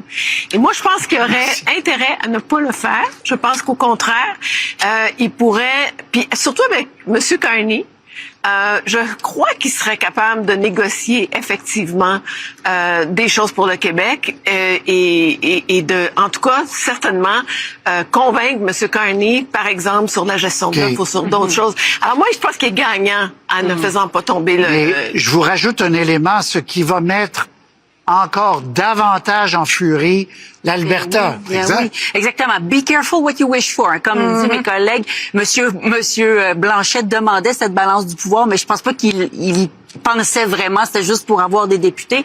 Là, il l'obtient probablement. Balance du pouvoir qu'il avait techniquement et en 2019 et en 2021, mais qui était complètement inefficace, ineffective, parce que les libéraux voulaient toujours être avec le NPD. Et là, je me demande, je parlais tout à l'heure de cette colère de l'Ouest face à un 4e mandat libéral trop à gauche, parce qu'on était accoquinés avec le NPD. Ben, je me demande quelle sera cette colère quand on va voir qu'on s'acoquine avec des séparatistes. Énorme. Exact. Il y a quelque chose la fracture, dans la fracture canadienne. La fracture, c'était une des questions du débat, la fracture canadienne, parce que ça risque de réagir en Alberta. Parce que là, le NPD ne peut pas avoir la balance du pouvoir. Si les chiffres ne bougent pas, c'est une pomme empoisonnée pour les libéraux. Parce que dès qu'ils vont faire une entente avec les bloquistes, les conservateurs, les néo-démocrates et même les Verts vont dire, vous voyez, ça lie avec le diable. Parce que dans le reste du Canada, les bloquistes ne devraient même pas être à Ottawa. Ils sont souverainistes, ne devraient pas être à la Chambre des communes. Et donc, ça va être compliqué pour les libéraux de se maintenir au pouvoir aussi longtemps qu'ils ont été capables de le faire avec le NPD, où il y avait une alliance là qui était naturelle. Sur beaucoup de politiques publiques, les libéraux et les bloquistes sont capables de s'entendre. C'est dans le symbole que ça va envoyer à chaque fois, si on s'entend, que là, ça va grincer des dents ailleurs. Pour Mark Carney, ça va être compliqué. Oui, la vraie vie là-dedans. La vraie vie, là, c'est mettre au défi les partis d'opposition de traverser. Moi, j'étais dans un gouvernement minoritaire. On n'a pas fait d'alliance et on s'est entendu pour faire adopter nos projets de loi à la pièce, en consultant les gens. Les gens disaient oui, non, peut-être, négocier avec le 3e, le 6e, puis on a avancé comme ça. On n'était pas brillants, mais c'est comme ça qu'on l'a pris. Vous étiez un nouveau gouvernement. Mais oui, c'est pareil, là, c'est un 4e mandat. Oui, mais tu as un nouveau premier ministre. Exactement. Ça va dépendre de M. Carney. C'est lui qui va avoir... Bien brave, Patrice. Tout à fait. Bien brave, le chef qui va faire trébucher M. Carney dans les premiers mois, nous faire retourner, dépenser 45 millions bien brave. Je vais entendre François.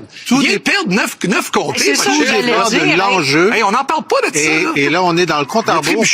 On est dans le compte à rebours pour l'élection québécoise de 2026. Ça compte.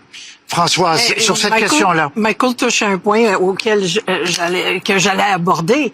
Arrêtez-moi ça, le Bloc gagne rien ce soir. Il perd 9 sièges sur 33. Il sauve les meubles, je suis d'accord.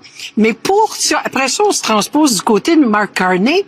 Dans ce contexte-là, puis avec la difficulté en termes d'image par rapport à l'Ouest, il y a du travail à faire, Mark Carney. Là, mais moi, je suis pas d'accord. François, c'est comme votre vague orange de 2011. Ah oui, vous aviez plein de députés, mais ça a donné absolument rien. On est en situation de majoritaire. Vous avez eu au NPD beaucoup plus de pouvoir avec votre vingtaine de sièges en situation minoritaire. Alors, des fois, on peut avoir moins de sièges, comme c'est le cas du Bloc, et gagner plus de pouvoir. C'est exactement ce qui se produit. Je dis pas le contraire. Là, ce que je dis, c'est premièrement, là, le Bloc doit quand même réaliser qu'il a perdu 9 sièges. Ah oui, bien sûr. Alors, quand tu regardes en pourcentage, il a perdu quantitativement, mais il a gagné qualitativement. Oui, ça fait toute la différence. Il a gagné plus de pouvoir. Même en ayant perdu 9 sièges, il va avoir plus de pouvoir. Sauf si le gouvernement décide de ne pas rien faire avec eux. Il n'y a pas le choix. Il n'y a pas le choix. Il n'y a pas de majorité. Il y a le choix, Jean-François, je m'excuse. Oui, il y a le choix de caler le bluff. Il y a le choix de caler le bluff. Oui. Mais à l'approche de 2026, caler le bluff sur une question identitaire. Ouais. Ah ben là, ça va dépendre des... Très bien, Louis. Est-ce que M. Carney, est-ce qu'on va l'entendre avant demain matin? The first question, will he be in the House of Commons? Yes. Because I keep looking at those results in Carleton, and I'm waiting for them to find the stack of votes that puts him back on top. Yeah. There are still lots of polls in Carleton that have not been counted. But he has not led that race yet. Oh, he is significantly behind. It's not a close race at this point. Yeah. Jason Kenney, we snuck Jason Kenney in there because I also heard Jamil Javani say your name as someone who is a conservative that he likes and points to as someone who is able to bring people together. What did you make of that? And there is obviously a problem here between Ford conservatives and Poilievre conservatives, and I don't know if it matters, but there's some deep animosity. Well, there are certainly some personal differences, and to state the obvious, I have a firm grasp of the obvious. By which I mean, I think this is actually much more personal than it is ideological or factional. Okay. Every party has certain issue factions and personality factions. In this case, there seem to be 2 or 3 personalities that have really ramped up what I think is an unnecessary conflict that simply needs to get resolved. Yeah. And I know Jamil, for whom I have enormous regard. He's a incredibly talented a guy with an amazing story. Yes. He has a particular series of grievances. And I just none of this should have been in the public domain. Let's put it that way. No, for sure. And I agree there should have been earlier efforts to engage get those relationships well settled much earlier. But it's not like there's a huge rift between most of the people going door to door for federal conservative candidates in the last 5 weeks were going door to door for Doug Ford's candidates a few weeks before that. And you know what? The Ontario PC critique has been that Poilievre's team doesn't know how to win in Ontario. He's right now over 45% of the popular vote. Mr. Ford won 43% of the popular vote earlier this year. So the federal Conservative campaign is getting a better result, a larger total raw vote count, and a higher share of the popular vote. Yeah. That's nothing to sneeze at. And I think so a little bit of everybody has to put some water in their wine and put the best interests of the country first. Yeah. And maybe the common interests of partisan conservatives somewhere in there as well. Yeah, I mean, I think if Pierre Poilievre had called Doug Ford right from the get-go, the same way that Mark Carney did, he went and had breakfast with him, it probably would have helped. Whether it matters at this stage, I don't know. Well, remember, it's not just Poilievre versus Ford. It's Poilievre versus Tim Houston in Nova Scotia. Yeah. And it seemed like there were a series of candidates who looked like they could be perfectly acceptable and presentable candidates for the party who just didn't fit in with the Poilievre clique. Yeah. I mean, Mike DeJong in BC, why was he not allowed to be a candidate? So, it's one thing, you can have a tent that's too broad and you lose all definition and you don't stand for anything, but you can have a tent that's too narrow and you just wind up defeating yourself. Okay, I want to go to Conservative Party headquarters, if we can. Maybe. Possibly. Much, Anne-Marie.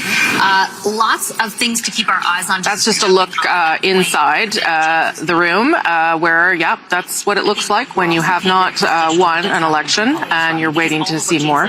Let's go to Kate McKenna, who's, I imagine, been talking to people and getting a sense of how people are feeling in that room tonight. Kate, yes, they haven't won, but it does look like they have improved over what they got in the last vote. But tell me what people are telling you. Well, what your guest just mentioned about the federal Conservatives doing better in Ontario than the provincial Conservatives did, that's something that the campaign has been going around talking about. That's something that is very much being discussed in this room.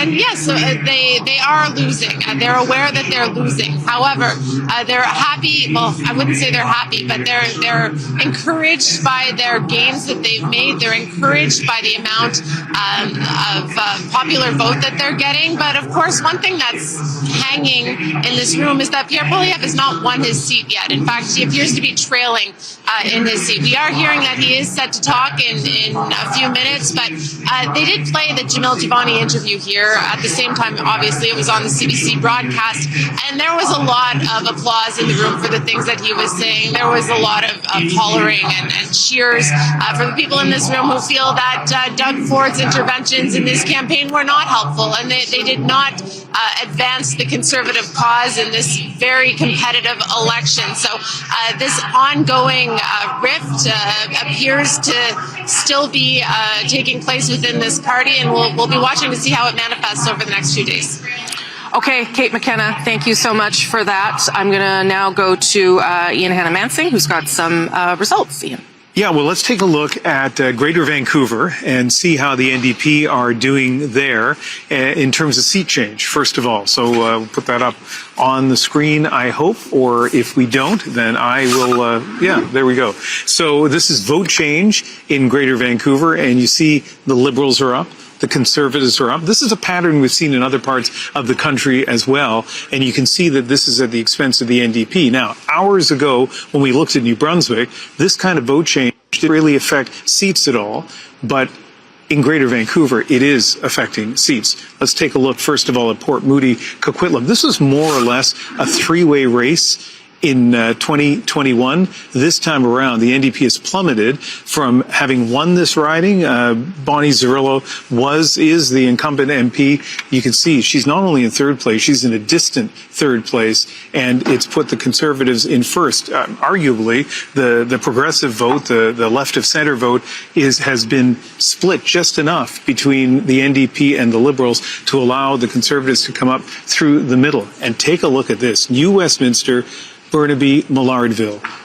Peter Julian, one of the mainstays of the NDP for so many years. He's been the MP here since 2004, and he is in third place. And again, easy even for me to do the math between the Liberals and the NDP. If someone had been able to consolidate those numbers on the center left, that would easily win. But in both of those cases, Rosemary, at this point, arguably, it has allowed, once again, the Conservatives to come up through the middle. Now, those aren't elected yet, but it is interesting, and it helps explain why the numbers look the way they do, particularly in BC at this point in the evening. Okay, thank you for that, Ian. I want to go back to Jason Kenney, if I can, just to ask you this question. Shortly we're going to hear from Jagmeet Singh. That's the little box there at the bottom of your screens. We're also going to bring in Randall Garrison in a moment so he can respond to some of what Mr. Singh is saying. But if Pierre Poilievre ends up with a bigger number of seats than the last vote, 149, 150, put aside whether he's going to win his riding, where he is still trailing, but put that aside. How does the Conservative Party view that? Does he have the ability to stay? What do you think is going to happen there? And then if you want to throw in the thing about the riding, I don't know whether this is real, but he hasn't led at all night. Yeah, well, look, I can't comment on the riding. Sure. I will just say that I think Mr. Poilievre, if he decides to stay as leader and leader of the opposition, he will have overwhelming support to do so. I don't see a faction or group within the party egging for a new leadership. I think the party realizes changing leaders every 3 or 4 years is counterproductive. And I think, on the merits here, right now, 42% of the popular vote nationally. The last time the Conservatives achieved that was under Brian Mulroney 37 years ago in 1988. Growth in new cohorts of supporters in a broader Conservative coalition that includes younger voters than typical, apparently doing very well in communities of new Canadians. And one of the most interesting things, I talked earlier about the sort of blue-collar swing that we seem to be observing towards Conservatives. Conservatives are winning in Windsor, Tecumseh, Windsor West, one of the Sudbury seats. We almost won Hamilton. We're competitive in Hamilton Center. I've never seen that. These are long-time traditional NDP. So the NDP swing was, as I know it's fashionable around here to refer to the progressive bloc. A lot of traditional NDP voters wouldn't regard themselves as on the left. They're for the little guy. Sure. And Pierre Poilievre has been fighting for the little guy. He's broadened the Conservative coalition in that way, and picked up apparently at least 30 seats. So, and finally, he has been, in my judgment, the most effective opposition leader in our lifetime. Some might say too effective. Such an effective opposition leader that he became typecast as in that role. And he also got rid of the very things that were going to help him, Justin Trudeau and a carbon tax. I mean, that was his own success brought that to him as well. More than that, look, I mean, I heard my friend Arif here dismissively referring to Mr. Poilievre's three-word slogans. Look, he created the issue matrix that has been dominating Canadian politics for the past 2 years around affordability, the cost of living, housing, immigration, much of it represented, yes, by the carbon tax. He's also taken some principled and courageous positions. I think he took on the Liberals on their class warfare baiting on the capital gains tax increase. I believe he's the only leader who in French and English pointedly opposed the Quebec Bill 21 law against religious symbols in Quebec. Did somebody else? No, don't go there. No. He didn't.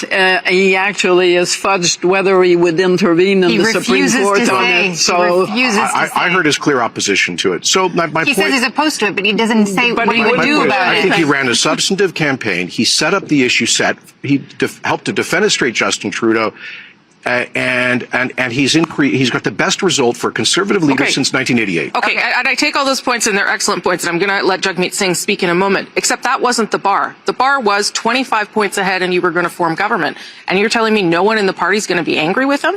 Oh, there's going to be a desire for sure for a retrospective. And I think any leader after this circumstance should show some humility, should take a step back. And I think the important thing is, does a leader have the ability to learn and to grow? I think we've seen him modify his tone, his approach, his issue focus over the past several months. I think that demonstrates such an ability. He'll have to demonstrate that to the party, but I don't see anybody gunning for his job. Yeah, I'm not saying his leadership's in any trouble, but he needs to reflect on why he's not going to be prime minister tomorrow, because a large part of it was the leadership. The leader was the biggest liability for the party. The strategy that the party pursued, at least for the first part of the campaign, was clearly wrong. He bears responsibility for that. So he should clearly have to answer some questions to the party. It's also very dangerous to take for granted for both the Liberals and the Conservatives that the NDP weakness in this election is something that will be permanent. On the contrary, I don't know what Mr. Singh is going to say, but at this point, it's not really hard to imagine that it could be stronger with a stronger leader than it has been over the past 3 elections. Althea? Well, the ridings that you mentioned are three-way races, that they're not, that the Conservatives got in through the middle because of the progressive vote splitting. But I get your point, especially in the 905, where I think Pierre Poilievre did a really good job, especially on the crime stuff. I think the reason that he's going to have trouble, whether or not he wants to stay, is the interview that we just saw with Jamil Javani. That aggressive tone really does not sit well with a significant chunk of the caucus that has been reelected. And we will find out as soon as the first caucus meeting whether or not they decide to approve the Reform Acts, and the caucus gives itself the power to decide whether or not Pierre Poilievre stays.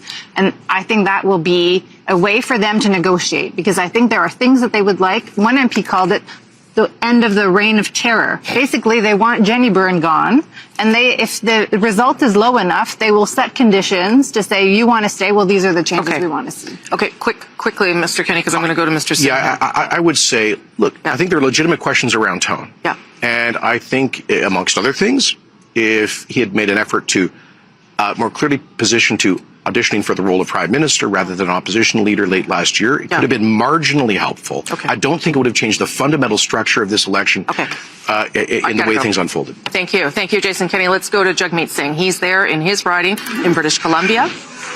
I should tell you that right now, as things stand, Mr. Singh is well behind in his own riding. He is in third with 4,000 votes. The other two far ahead. So things not looking good for him in his own riding tonight. And as we've shown you there, the NDP not even official party status. Let's listen in live.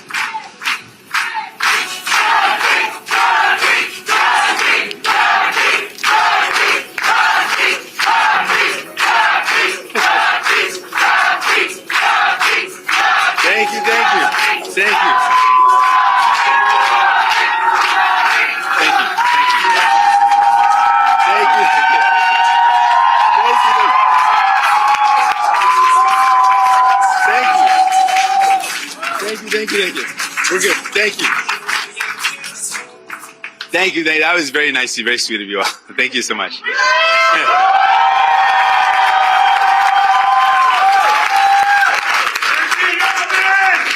gonna get me all choked up here, guys.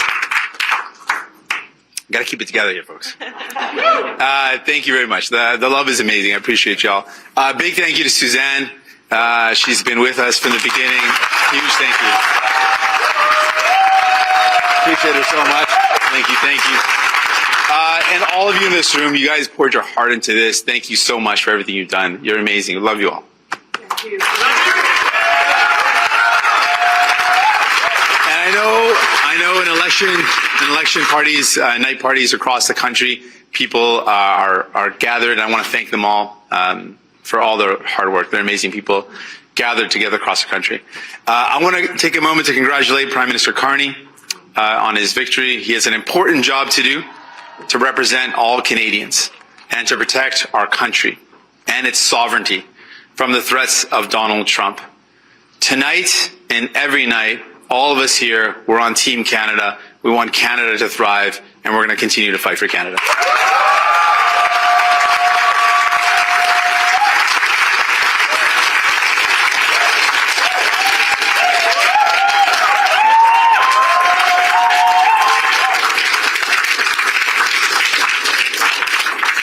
I want to congratulate all the other leaders on a hard-fought campaign. It's been the honor of my life to represent the people of Burnaby Central. Tonight they chose... Thank you.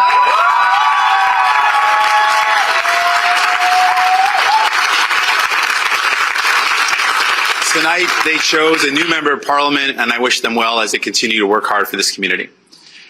Obviously, I know this night is a disappointing night for New Democrats. We had really good candidates that lost tonight. I know how hard you worked. I spent time with you. You're amazing. I'm so sorry you're not going to be able to represent your communities. I know you're going to continue to fight for them. I know on how many doors you knocked, how many family dinners you missed, how many nights your kids went to bed without you there to tuck them in. I know it was a tough sacrifice, and I just want to thank, and we can get a round of applause to every single candidate that ran for us.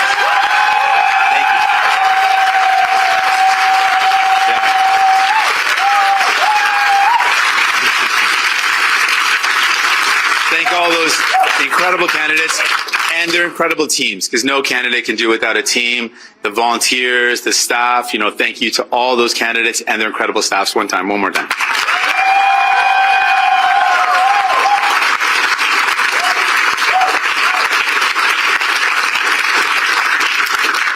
Choosing to commit your life to politics obviously comes with some sacrifice, but we choose this life because of the chance to change the country we love for the better.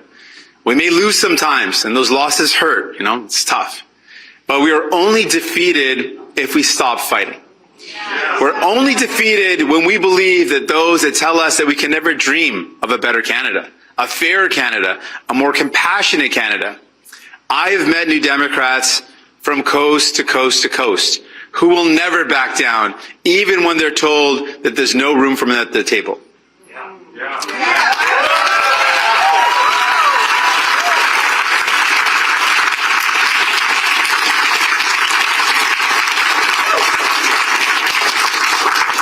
We make room for everyone because we believe that there is enough wealth in Canada for all of us to live the life that we deserve.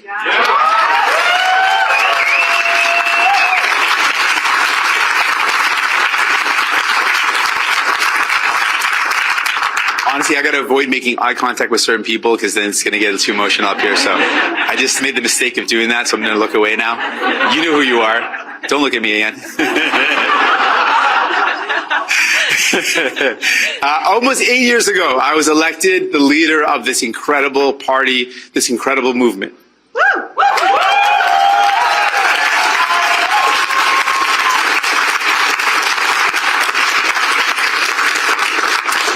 I've worked really hard to be worthy of this trust, to live up to the legacy of our movement. Hold on a second, guys. Thank you. One more sec.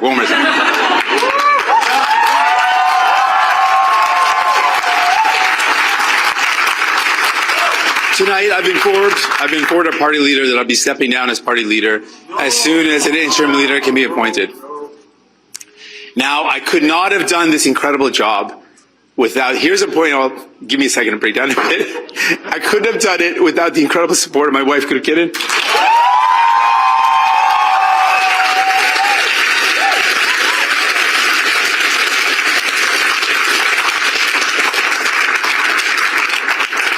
She has been my rock. She's been my foundation. For the past couple of years, I've been regretting that I didn't thank her on the night of the last election. So this is my opportunity to make up for it. She has literally been my rock. I couldn't have done this without her. She's backed me up and supported me.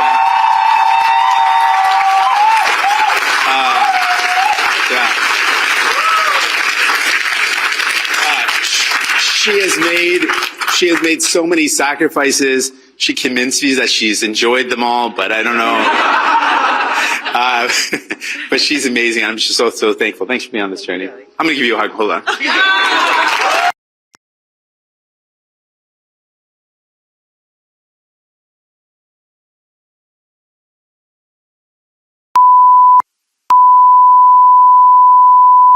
This is the primary audio circuit for the Reuters live service.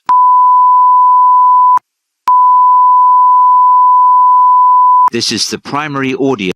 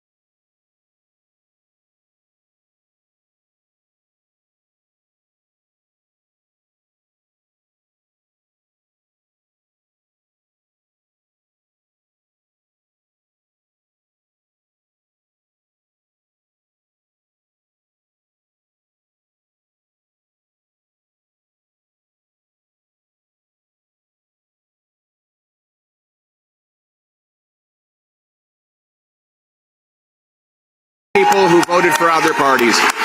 And so, my message tonight, for the single mother working 2 jobs but still has an empty fridge and an empty bank account, for the young people who despair at never being able to afford a home, for the seniors on fixed incomes whose savings are eroded by inflation and no longer feel safe in their local neighborhood parks, for those who are now living in fear and terror because of crime, for those worried about losing their jobs because of unacceptable tariffs from the United States of America, for all of those who feel left behind and forgotten, my message is one of hope. Change will take time, but we will fight for that change, and we will deliver that change, and we will never give up on fighting for the great Canadian promise that anyone from anywhere can achieve anything, that hard work gets you a great life in a beautiful house on a safe street protected by our brave troops under our proud flag. Canada first, Canada always. Let's bring it home. Thank you very much, Canada. Merci beaucoup, Canada. Yeah, we fight for what's right. We're wild and we're free from the mountains above us. And all you can see is more than just a place where freedom roams. It's our home. There's something tender about it. There's something hidden about it. There's something all generations can have and can hold. We break down the walls and break out of the mold. Yeah, we fight for what's right. We're wild and we're free from the mountains above us. And all you can see is more than just a place where freedom roams. It's our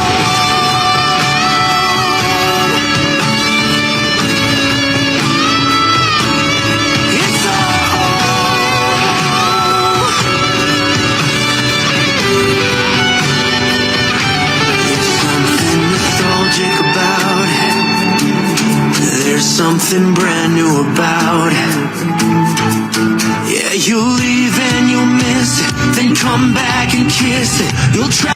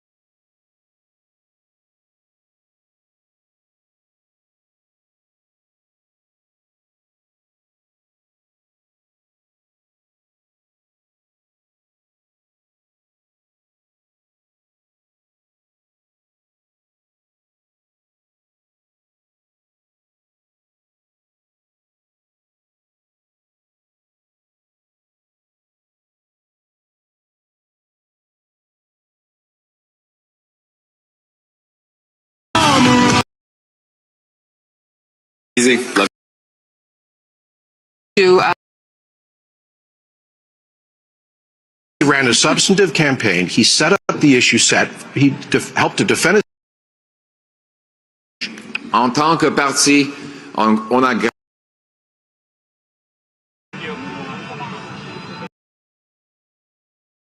in Ontario. Well, I think with a 60 vote lead. Now, sacrifice that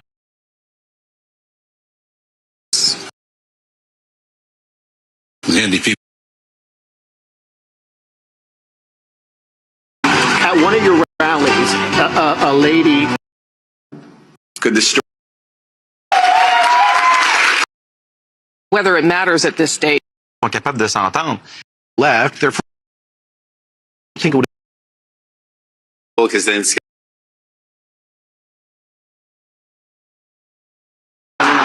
But let me ask you, Mr. Prime Minister, will there always be a Canada? There will always be a Canada. All right. Elbows up. Elbows up. C'est une question qui ont les valeurs de tous les Canadiens, les valeurs de compassion, les valeurs de la communauté, les valeurs de la miséricorde. Fundamentally, it's about what it means to be Canadian. And that's what's at stake. Are we coming together, or is it everyone for themselves? I prefer that we come together to build a better country.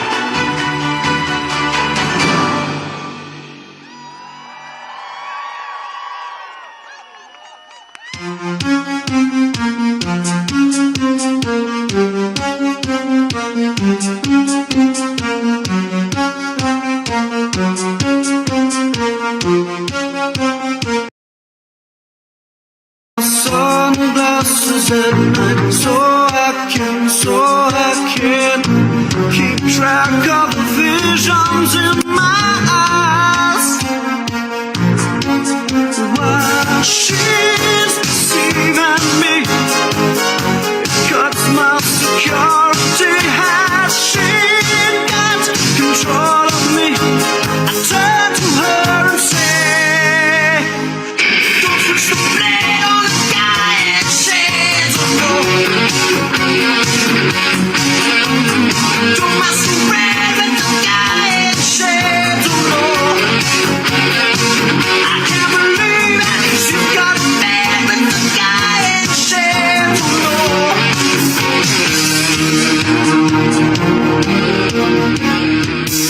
I wear my sunglasses at night so I can forget my name while you collect your pay. And I wear my sunglasses at night so I can see the light that's right before my eyes. Wow, she's deceiving me. She cuts my security. She got control of me. I turn to her and say, don't put your blade on the guy in shades of don't mess around with the guy in shades of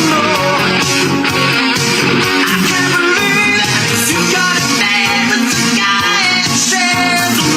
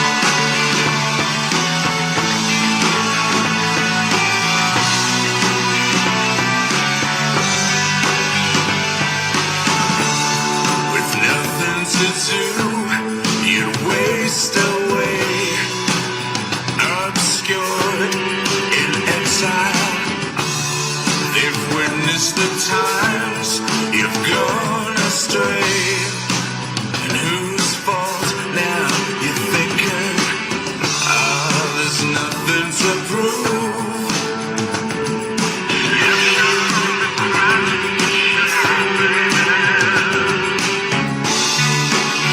And it feels now just like heaven's coming down.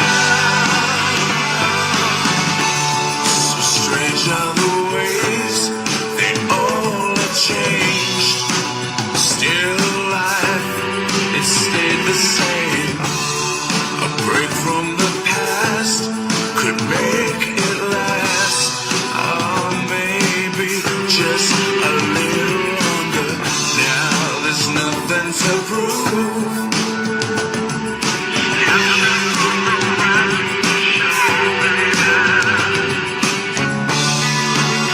And it feels now just like heaven's coming down. Your soul shakes free as its conscience is the ground. You surrender. You're underwheel. Rest assured, baby, you're adored. And it feels now just like heaven's coming down. Your soul shakes free as its conscience the ground. These signs, this fate takes a path you didn't choose. Stay strong, keep faith. There's a change that's coming through. Because my heart is my love. Because my heart is my love. Because my heart is my love. Feels like heaven's coming down. Feels like heaven's coming. Ottawa, veuillez accueillir, please welcome to the stage, Diana Carney. Ici la terre est moi, ici la folie de moi. Raconte-moi qu'on puisse trembler ensemble. Ici le jour où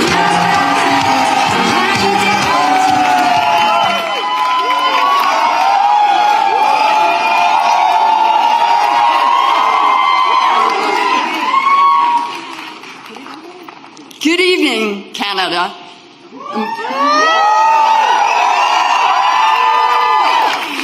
Bonsoir, Canada, et merci pour votre vote. I'm so grateful to you. Thank you for supporting your Liberal candidates. And thank you for choosing my husband's vision of a positive, unified, and above all, a strong country.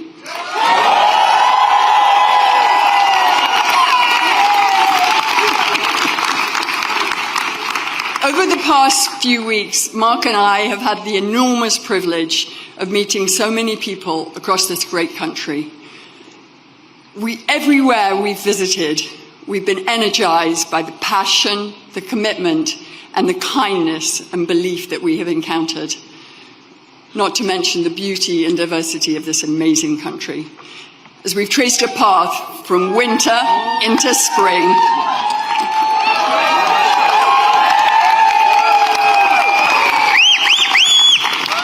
through all this, I've watched my husband listen and learn. I've watched him inspire confidence and take on new skills.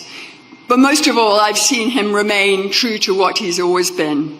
Consistent, compassionate, loyal, and driven by an exceptionally strong set of values.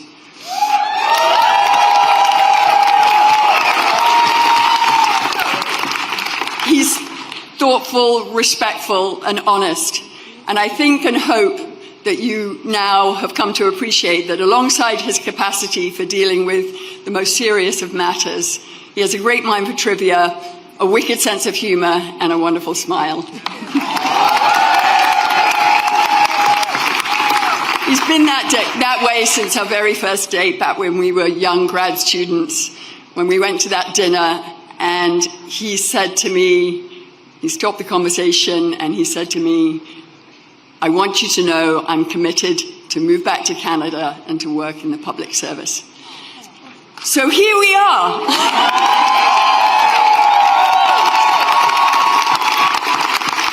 As his partner, I could not be more proud of him. And as a Canadian, I'm so thankful that the man I met more than 30 years ago has held tight to that strong commitment to service. I'm lucky to have him. We're lucky to have him now more than ever.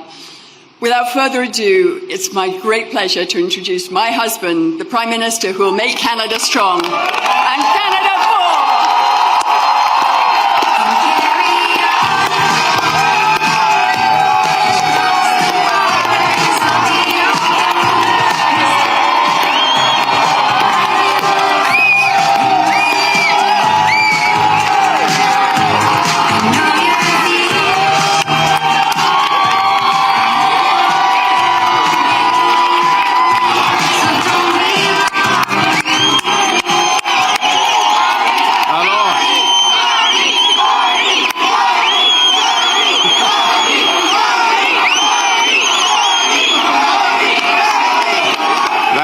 Nepean. That is the spirit of Nepean behind me right there.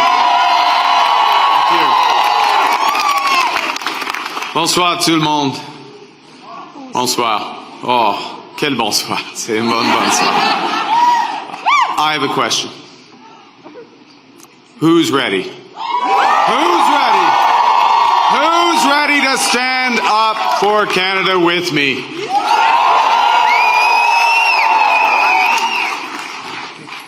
And who's ready? Who's ready to build Canada strong? Okay. Avant de commencer, je voudrais féliciter les autres chefs de parti, de leur campagne et de tout le travail qu'ils ont fait. Je les remercie pour leur service envers le Canada, maintenant et dans le futur. I want to thank the leaders of the other parties. I want to salute the contribution of Jagmeet Singh. I noticed his remarks. Leading on progressive values. Elizabeth May, who will be returning to Parliament. Yves-François Blanchet. And I want to congratulate Pierre Poilievre on a hard-fought, fair, good campaign, his commitment to the country that we both love.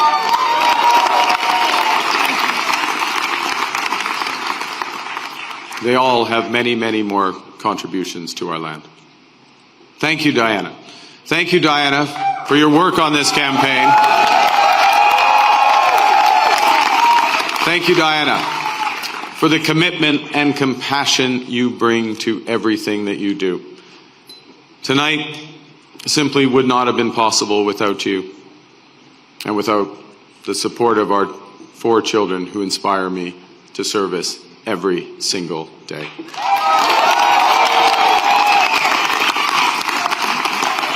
I also want to salute the women and men who put their name on the ballot from all parties.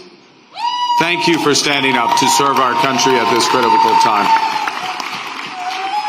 And for those who were elected, particularly those Liberals who were elected, I am looking forward to working together to deliver for Canadians. This says Bruce. And Bruce, yes, Bruce Vanjoy. I'm looking forward to working with Bruce Vanjoy.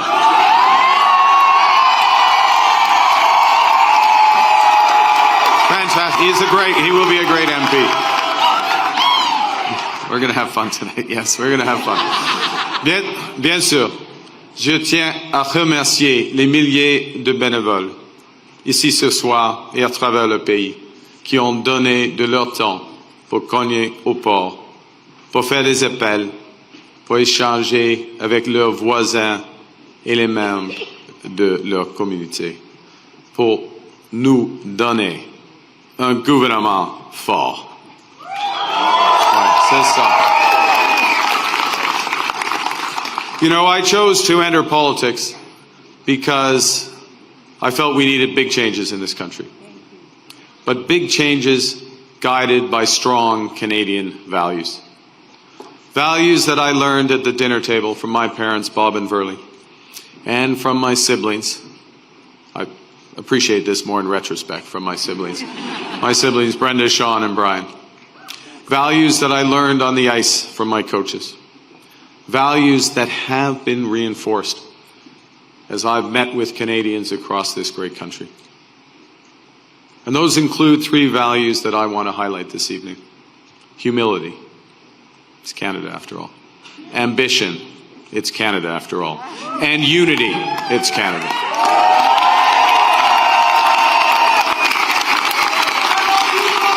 I love you. Right back. Right back. These are good values. These are Canadian values. Values that I will do my best. I'm just getting worked up here. These are values that I will do my best to uphold every day as your Prime Minister. You betcha. Okay, well, you have to judge after this next section because I am going to begin with the value of humility and by admitting that I have much to be humble about. It's true. Over my long, that's not an applause line, it's just a statement of fact. Over my long career, I have made many mistakes, and I will make more. But I commit to admitting them openly, to correcting them quickly, and always learning from them. You know, humility underscores the importance of governing as a team in cabinet and in caucus, and working constructively with all parties across Parliament. Of working in partnership with the provinces and the territories, and with Indigenous peoples. And at this time, it underscores the value of bringing together labor, business, civil society, to advance the nation-building investments we need to transform our economy. Humility is also about recognizing that one of the responsibilities of government is to prepare for the worst, not hope for the best. As I've been warning for months, America wants our land, our resources, our water, our country. Never. But these are not idle threats. President Trump is trying to break us so that America can own us. That will never ever happen.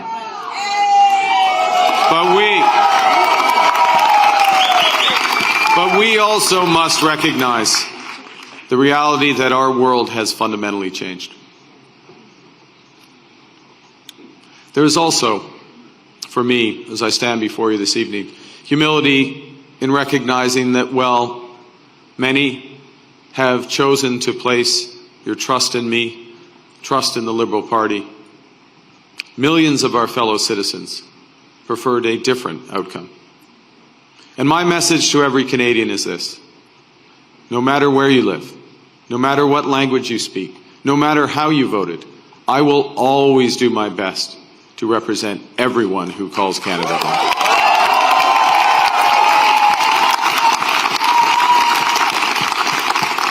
You know, during this short campaign, I went to Saskatchewan and Alberta a couple of times, even though, you know, we're Liberals. It's tough. It's tough out there. I grew up there.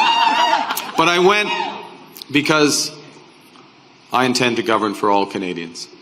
And au cours de cette campagne, plusieurs Québécois et Québécoises m'ont ouvert leurs portes, m'ont accordé leur confiance.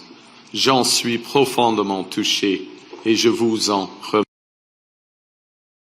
remercie. La langue française, la culture québécoise, elles sont au cœur de l'identité canadienne. Elles définissent le pays que j'aime tant. Et je vais les défendre sans relâche. Avec la forte équipe de députés québécois que vous venez d'envoyer à Ottawa, nous allons faire en sorte que le Québec continue de prospérer au sein de Canada fort.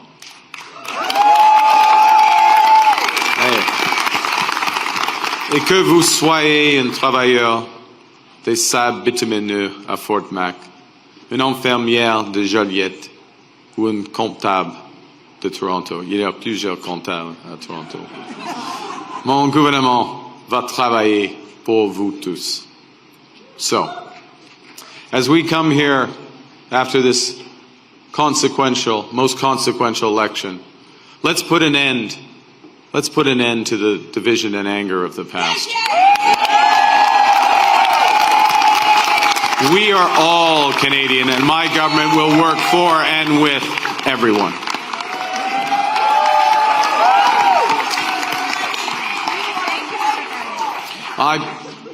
I began with humility, but Canadians are ambitious. And now, more than ever, it is a time for ambition. It is a time to be bold, to meet this crisis with overwhelming positive force of a united Canada. Because we are going to build, baby, build.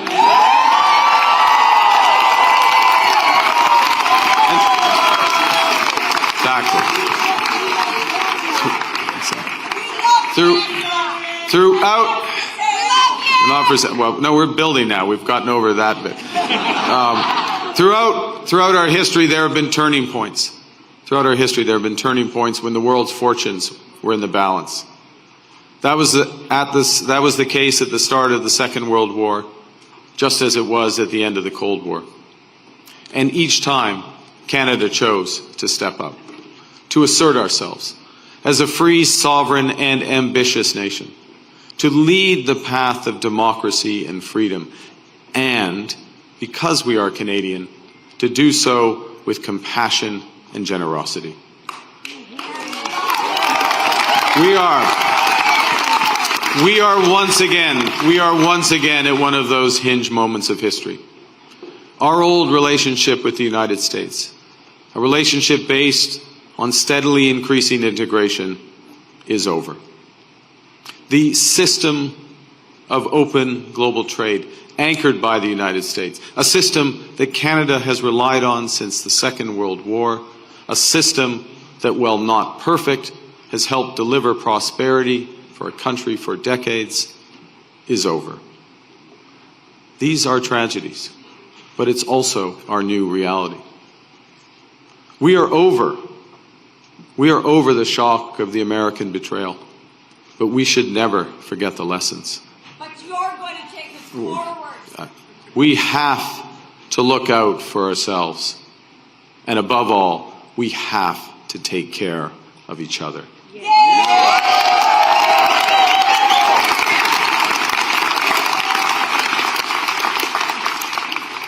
When I sit down with President Trump, it will be to discuss the future economic and security relationship between two sovereign nations.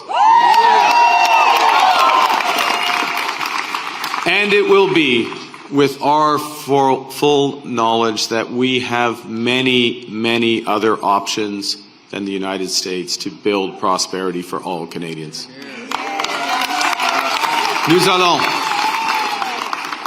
Nous allons renforcer nos relations avec des partenaires fiables en Europe, en Asie et ailleurs.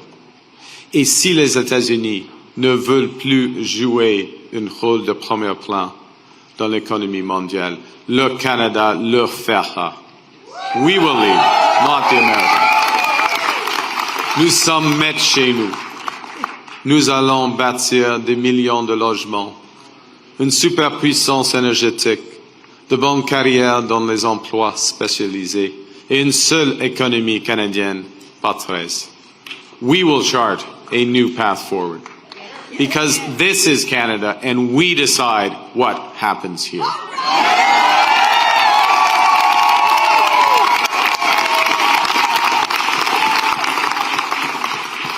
We will need to think big and act bigger. Your phone's ringing.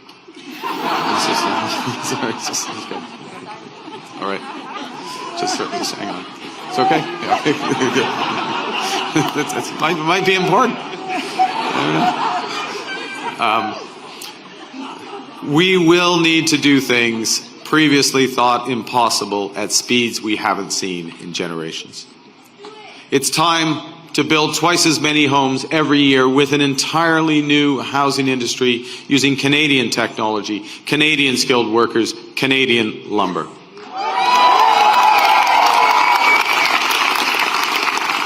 It's time to build new trade and energy corridors, working in partnership with the provinces, territories, and Indigenous peoples. It's time to build hundreds of thousands of not just good jobs, but good careers in the skilled trades. It's time to build Canada into an energy superpower in both clean and conventional energy. And it's time to build an industrial strategy that makes Canada more competitive while fighting climate change.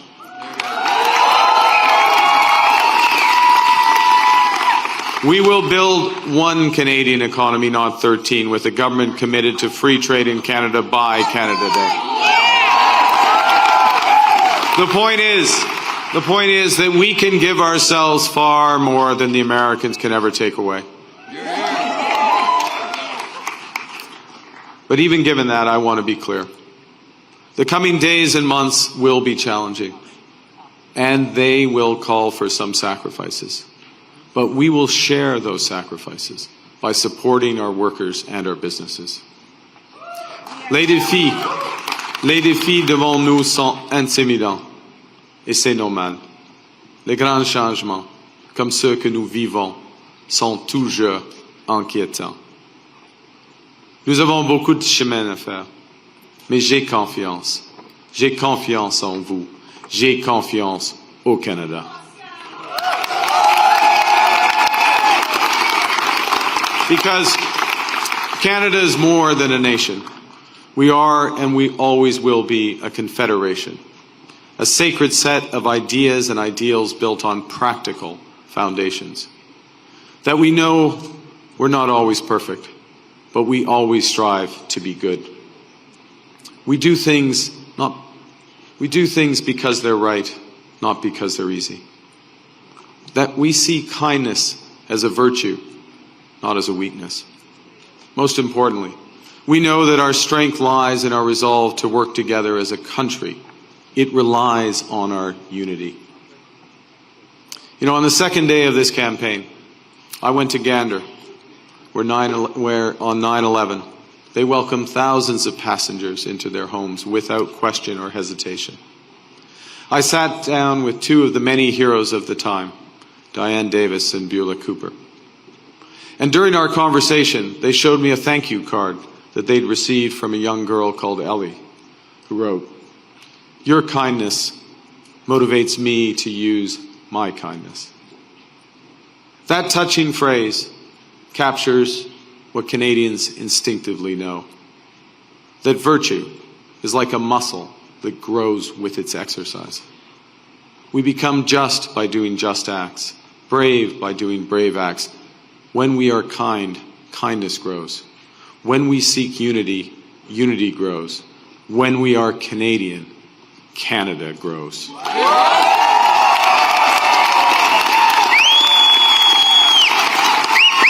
And united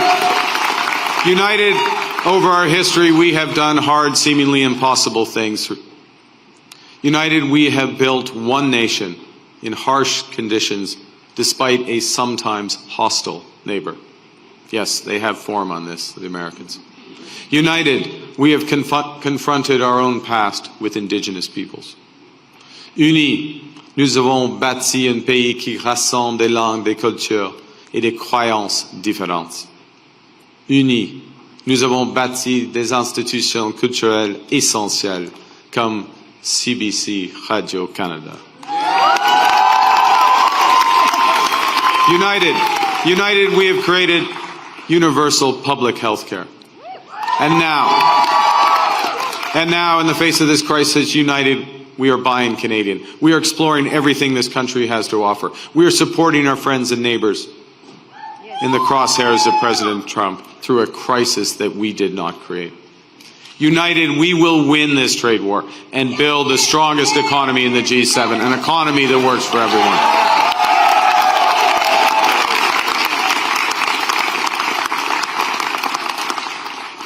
Au cours des derniers mois, les Canadiens et Canadiennes ont fait leur part, se sont rassemblés pour défendre notre pays et notre façon d'être.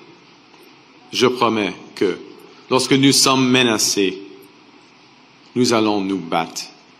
We will fight back with everything we have to get the best deal for Canada. We will protect our workers and businesses, and above all, we will build an independent future for our great country. A future that makes the greatest country on the earth even better. Together, we will build a Canada worthy of our values. We will build Canada strong, Canada free, Canada forever. Vive le Canada. Thank you very much. Merci beaucoup.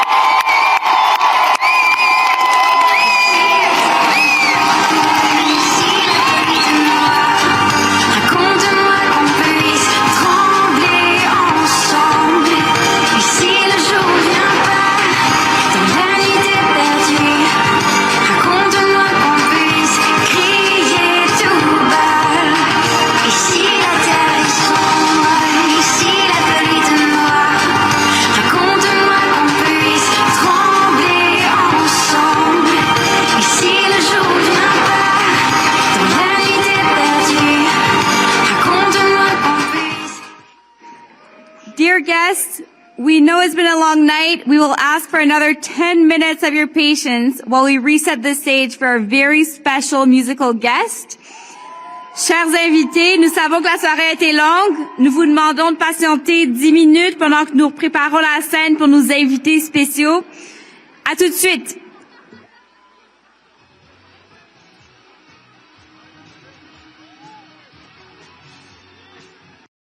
妈妈是我的心肝宝贝，她值得最好的。想帮助睡眠，促进排便，我为妈妈选太阳星全效克菲尔益生菌。知道妈妈总舍不得买给自己，我来买。希望妈妈睡得香，假发里。 This is the primary audio circuit for the Reuters live service. 宠爱妈咪超值专区，享各项健康好礼最高3重送，满5000加送520元购物金。透过中天新闻网 App 下单或输入 CTI 推荐码，每单再减50元哦。